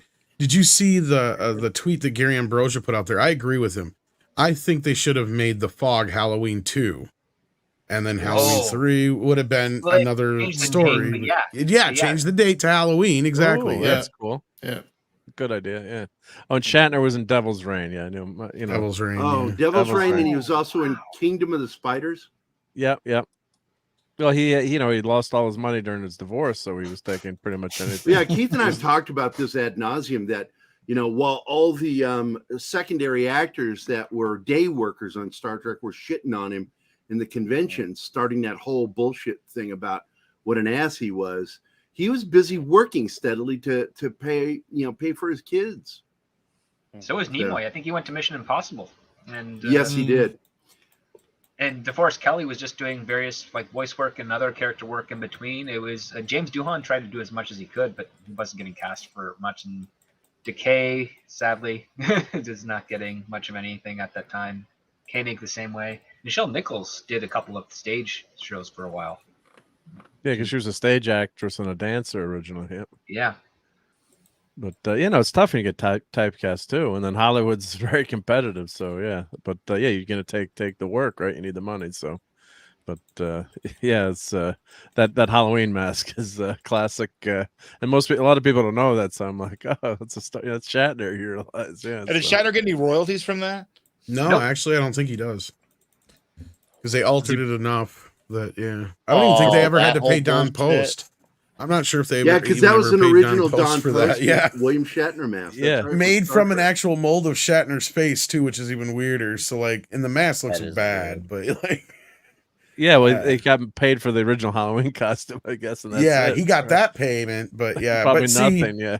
from there on out, I think they got away with it in the first movie, but from then on out, they tried to make the mask different after part 4 on. Because this last movie, I know the last string of films, the Halloween 2018 and Kills and Ends, is the first time they actually have the rights to use the original mask since the original films, first two films.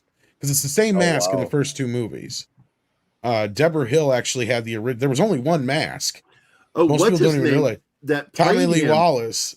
Yeah, he took made off with it. But oh yeah, no, there's only The guy one? that played him had the mask. oh, He that stole was it. you're thinking of Nick Castle, but actually Yeah, no, I Nick don't know how Castle. true that is. He may have stole it eventually, He said but it. He said that he had it, and they asked for it back for the second film.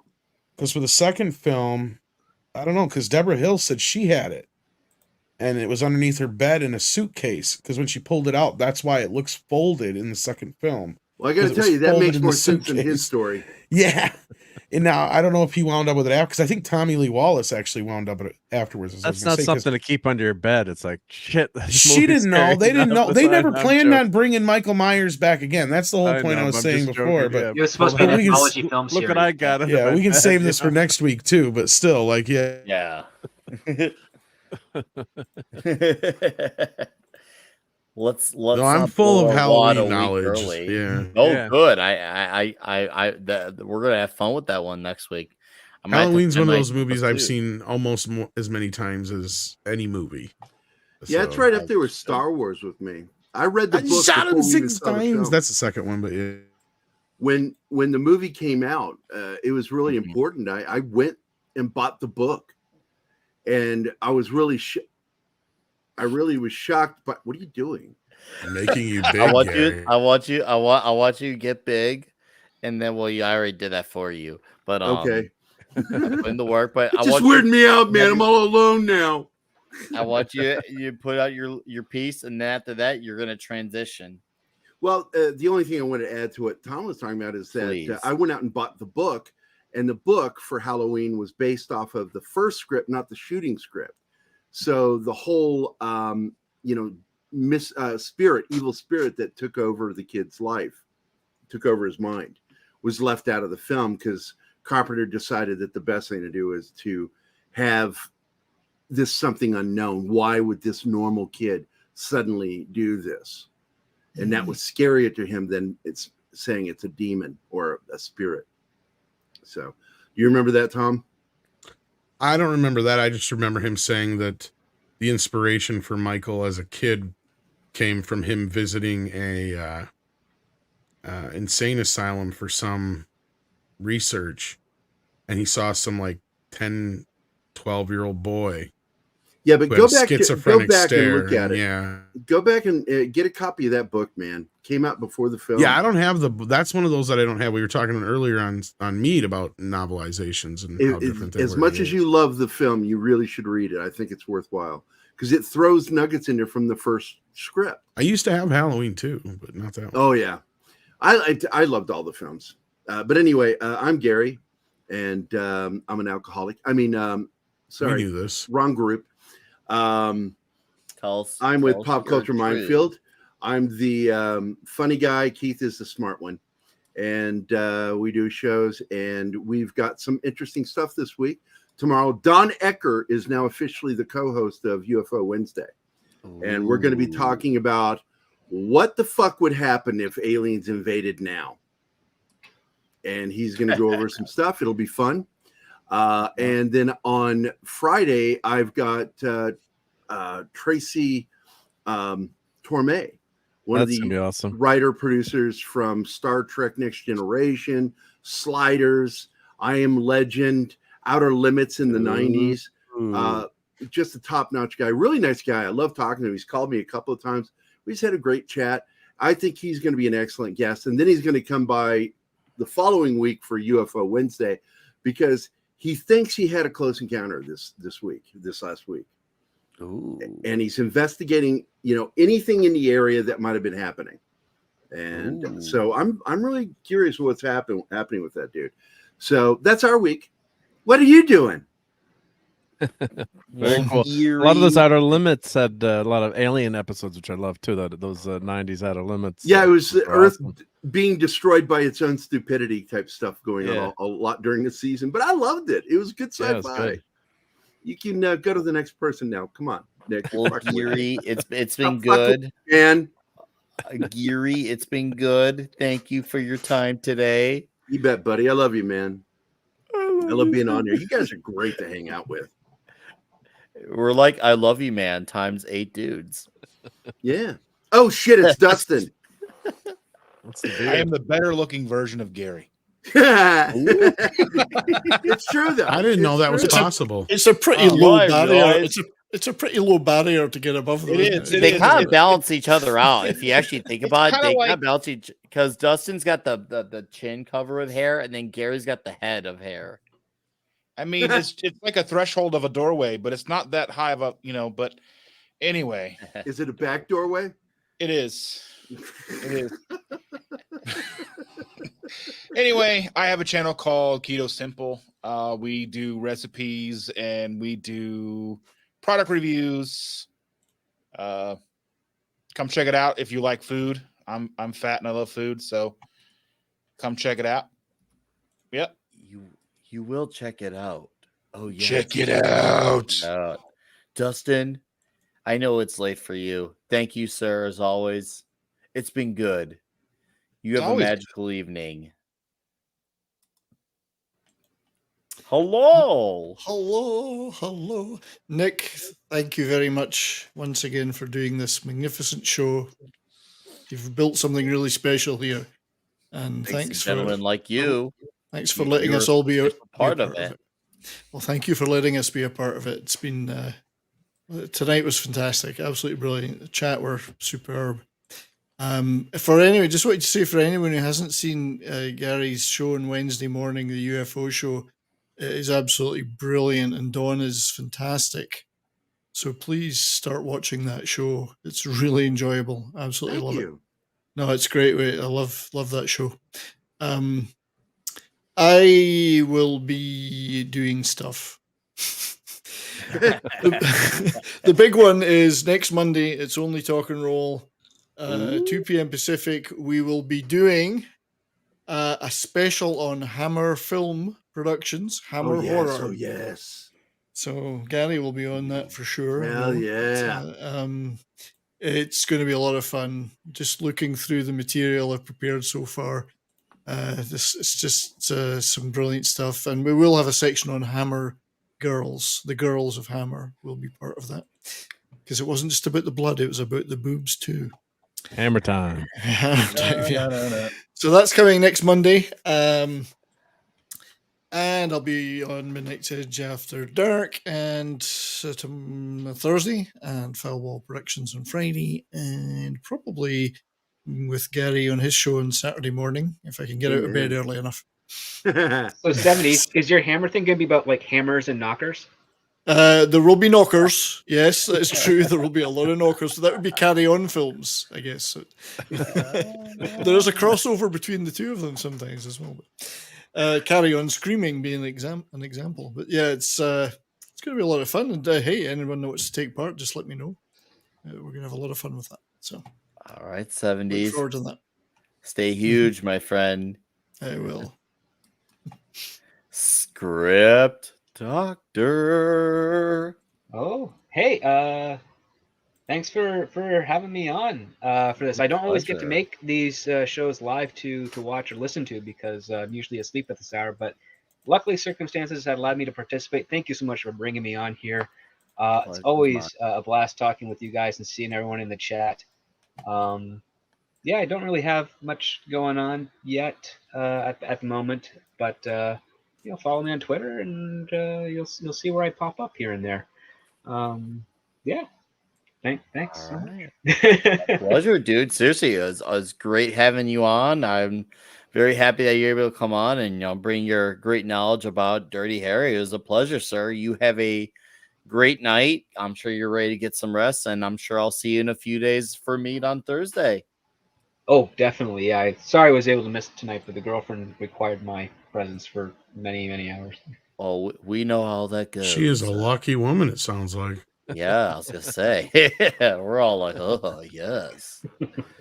All right, Mark, the man who keeps the show running and looking alive. Guys, Mark D with a C has the baddest toys on the planet and keeps our show looking amazing, and has a box of Captain Crunch in back of it. Oh, I just got these. What? Yeah. Oh, nice. Oh, dude, that's badass. So I got cool. got the Penguin here, and I got Riddler. I saw the Penguin one, but yeah, I want that. Riddler a toy is a toy, and it's a figure, not a toy. It's good when it's got 12 plus on it. Then it's good. Yeah, 12 plus. Then I can buy it. Yeah, yeah. But I love collecting toys, obviously. And this weekend on Sunday, I'm going to Comic-Con. So look to my channel on Sunday night. I'm gonna do show what I see at Comic-Con and what stash I bring back and with action figures, or hopefully I won't spend too much money. But Yeah, looking bullshit. forward to that. And if anyone's going to be at Comic-Con New York City on Sunday, it'd be fun to meet up. But so I'll be doing that show on Sunday night. And last time I think I went to Comic-Con, I was on for 4 hours. Like, let's break this up to a few shows because it's just so much fun being there. It got maybe a little bit too much Hollywood, but actually last year was actually kind of nice because they didn't have all the big studios there. It was more just stacks of boxes and toys and things like that. So I think this year I think the big guys are back this year, but it's always fun to go hang out. So look for my show on Sunday Night Geekery, 10 p.m. Eastern. I'll be on Clobberin Times, the Clubhouse on Thursday night, and random videos during the week when I have time, and showing toys like this or 3D printing and things like that. So you can see the office back there. I'm running out of room. I need some more shelves, I guess. But yeah, it's been always a fun time on Tuesday night, and yeah, glad you guys like the visuals. So we'll keep that going and keep the show rolling. And it's always fun to hang out with all you guys and sub to all my buddies down here. And I wouldn't mind the sub either. I'm trying to get. I got to get to 300. I'm at 288, I think. So any subs are appreciated. Yeah. Yes, yes. We'll throw your link in the chat. And guys, also, you literally click on his name in the description. I have it tagged, so let's get Mark to see the 300 soon. All right, yeah, Mark, I've been trying. I keep subbing and unsubbing and then resubbing. Doesn't that help? Does that help? You've got to tell all your family and friends. Yeah, right. Yeah, I had my brother-in-law wasn't subbed to me. They don't like you. They don't like yeah, he doesn't like me. I tried to get him to do video editing for me. He's a pro. He's like, I'm not doing anything for free. He's because he's a video editor. But yeah, it's a lot of fun hanging out with everyone, and it's it's great to be able to give all our opinions on these awesome toxic movies. So of course, hey, you're our MVP of the show, dude. The chat, the panel, we all appreciate it, man. Thank you for what you do. Vince is asking, is that Webster next to the Captain America post? Well, that's actually Stealth Iron Man to the that's Stealth Iron Man right there, the blue, and that's Mirror Mirror Captain Kirk and Luke Skywalker from Empire to the other side. And if you look real close, you can see a Captain Crunch box there too in the corner. Oh, I seen it. I seen it. All right, Mark. Thank you very much, sir. Until our paths cross again, you have a great week. You too. Sure. Yeah. Thank you, as always, Nick, for the invite. These shows are a heck of a lot of fun. I really enjoy being here. The other place you can find me on a regular basis is Friday evenings on the MF for Cocktail Lounge on the Foulball Productions channel. And, of course, as always, in chats during the week and daytime, evenings, whatever. I think I sleep about 4 hours a night these days.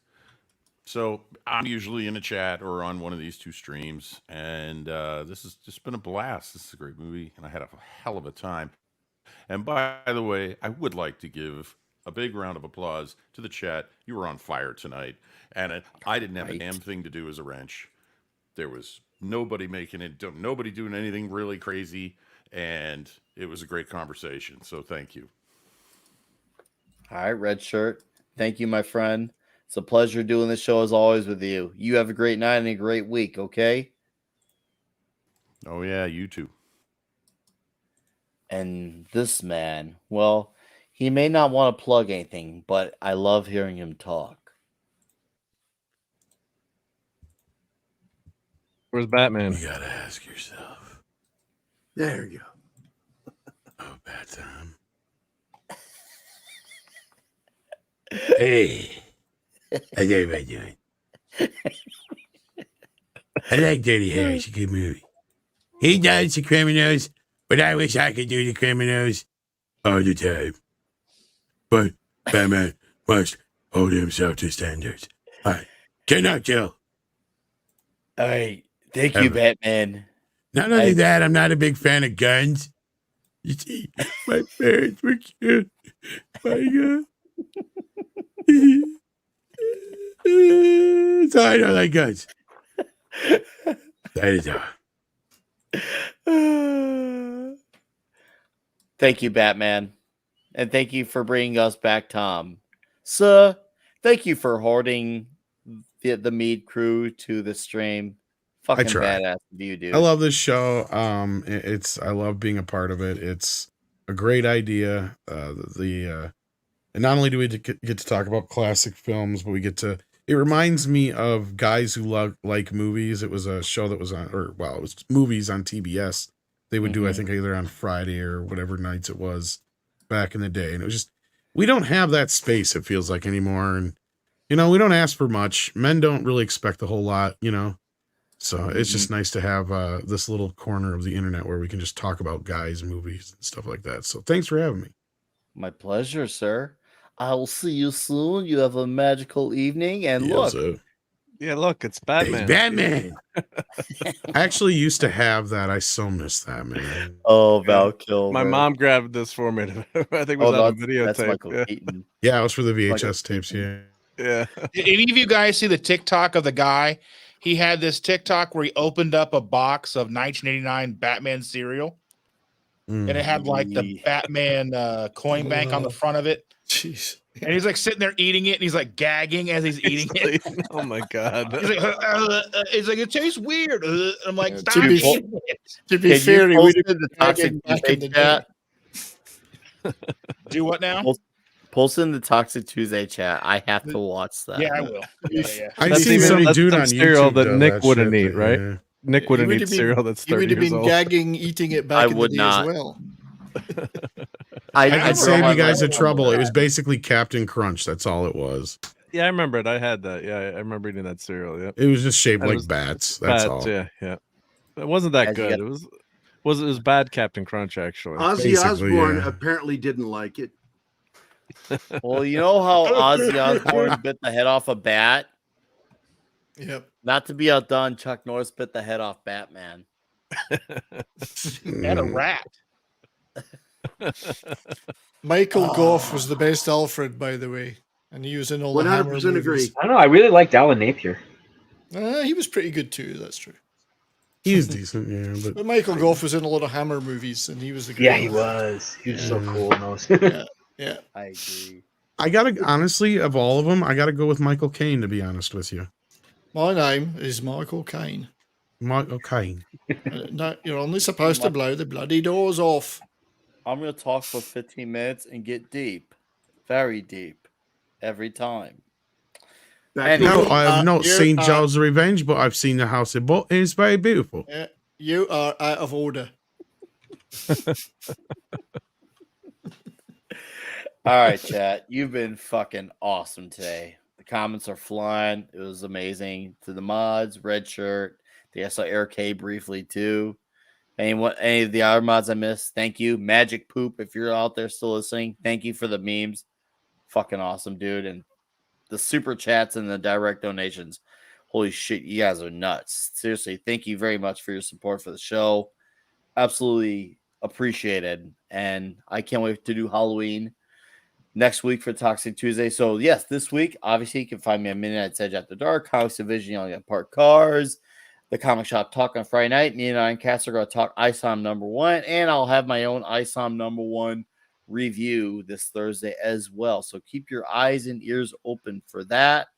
I appreciate it, guys. Seriously, we will see you next week for Halloween. And to the new people that came around here tonight, I saw a handful of you. Thank you for trying us out. Hopefully you like what you saw. You come back soon, and I get to say thank you. Come again, okay? Thank you, come again. All right, and you guys, you all have a great night. We don't have no fancy intro. Maybe one day we will, but until then, Bye, I y'all. just click the Come button back. and we say goodbye. So Make it